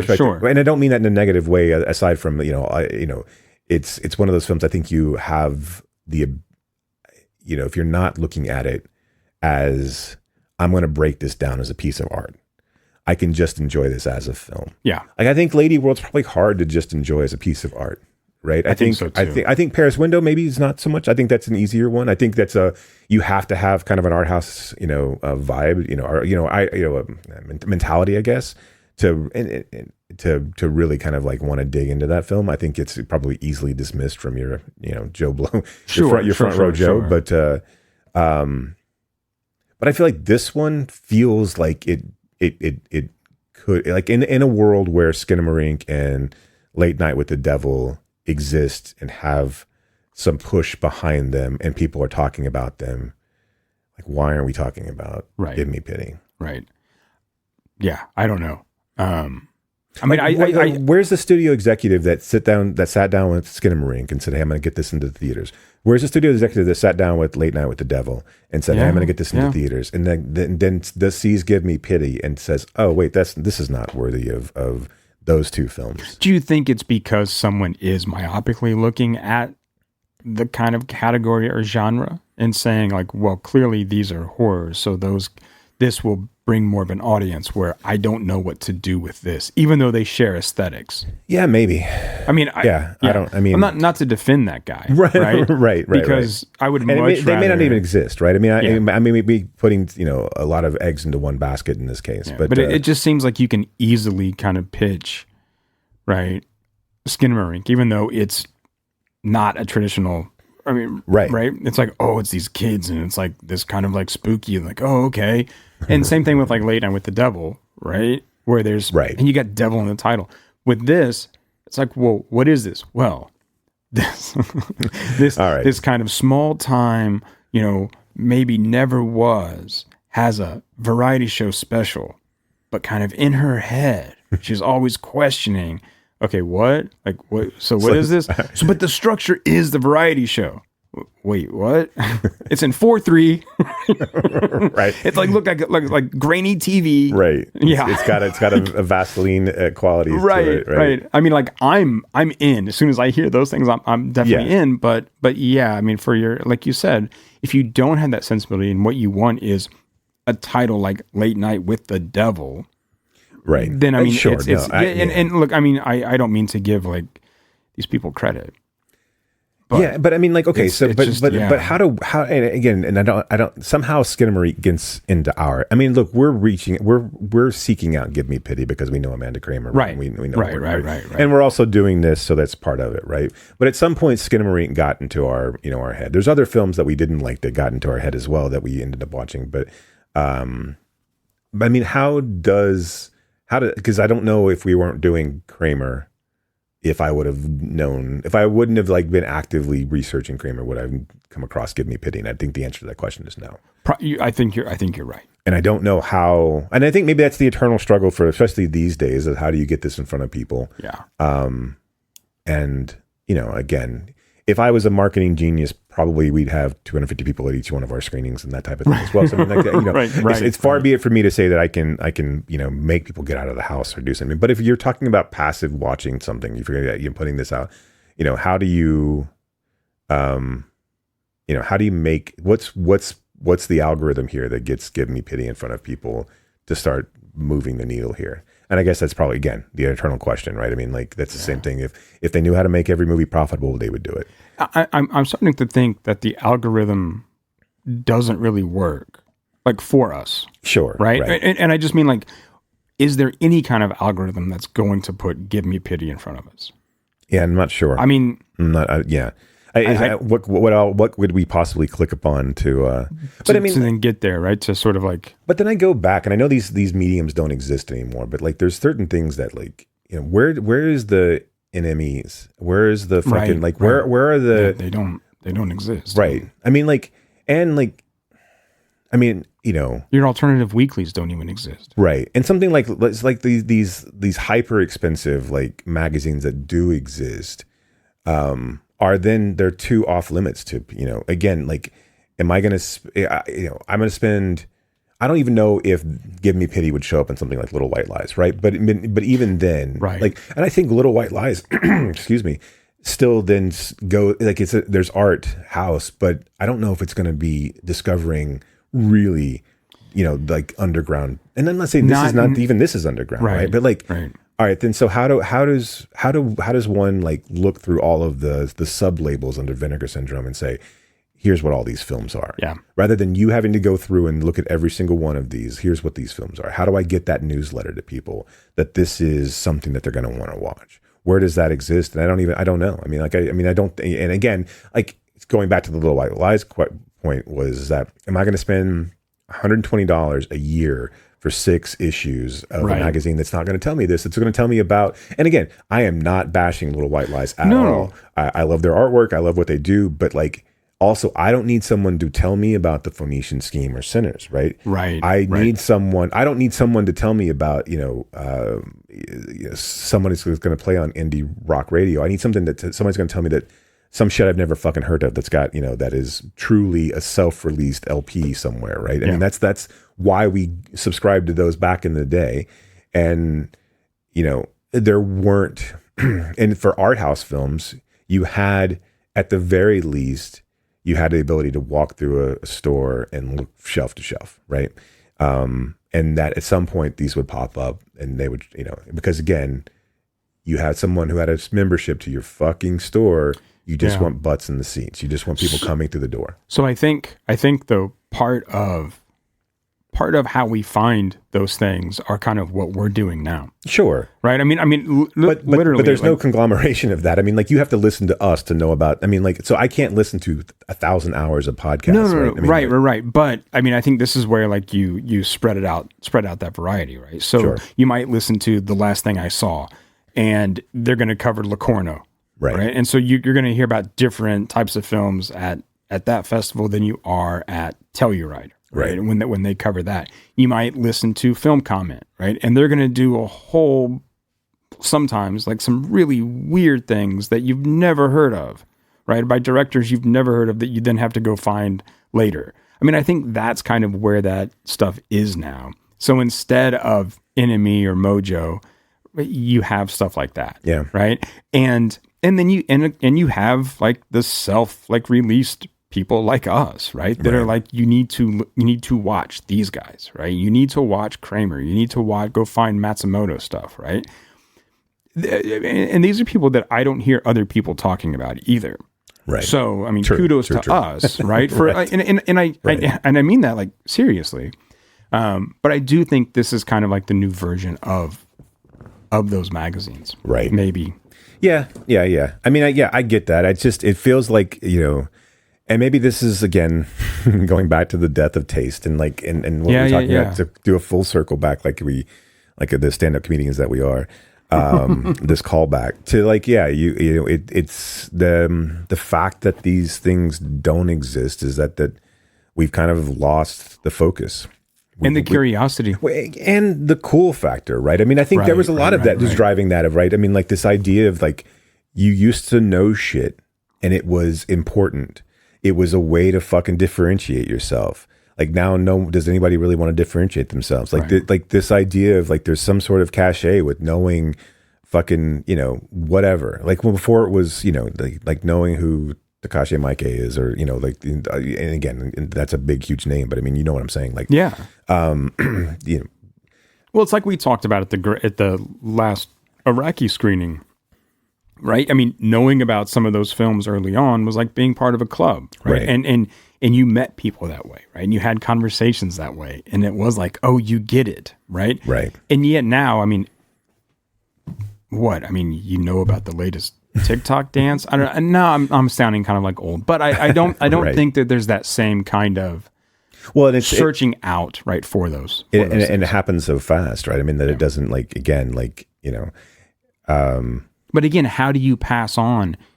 You can't pass on a VHS anymore. You can't pass on a mixtape anymore. You can't do those types. I mean, you can, but no one can play it. Well, I mean, I can, but sure. Yeah. No, I meant, well, I mean, yeah, no, I'm right. You want to send me your VHS tapes or mixtapes? Please do. I've got, I know.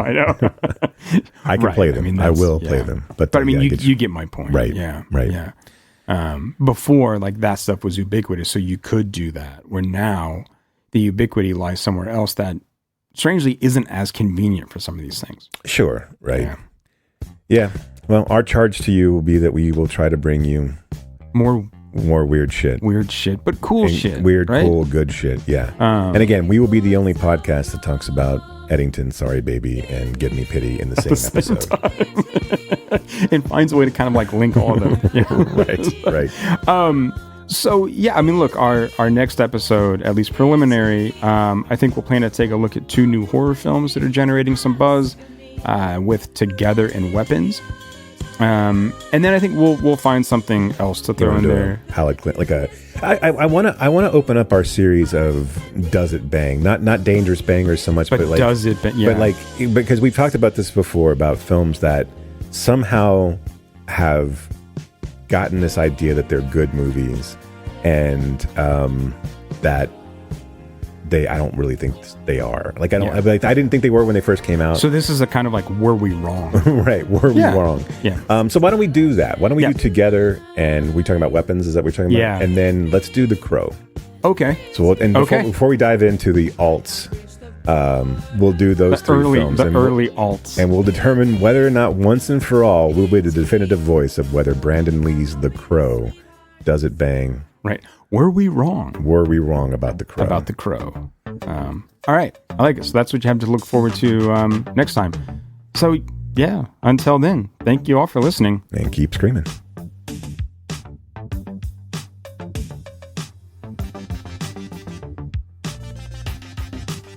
You have been listening to Why Does the Wilhelm Scream with your hosts, Brock and Jason. If you like today's episode, do us a favor and rate, review, and subscribe in whatever application you use to consume podcasts these days. You can reach us by visiting whydoesthewilhelmscream.com. If you are in the DFW area, we would love to see you at a Fort Worth Film Club event. You can learn more about those and find a full schedule at fortworthfilmclub.com. And you can learn about my foundation and how we are trying to foster the next generation of film lovers at realhousefoundation.org. That's REEL housefoundation.org. Till next time,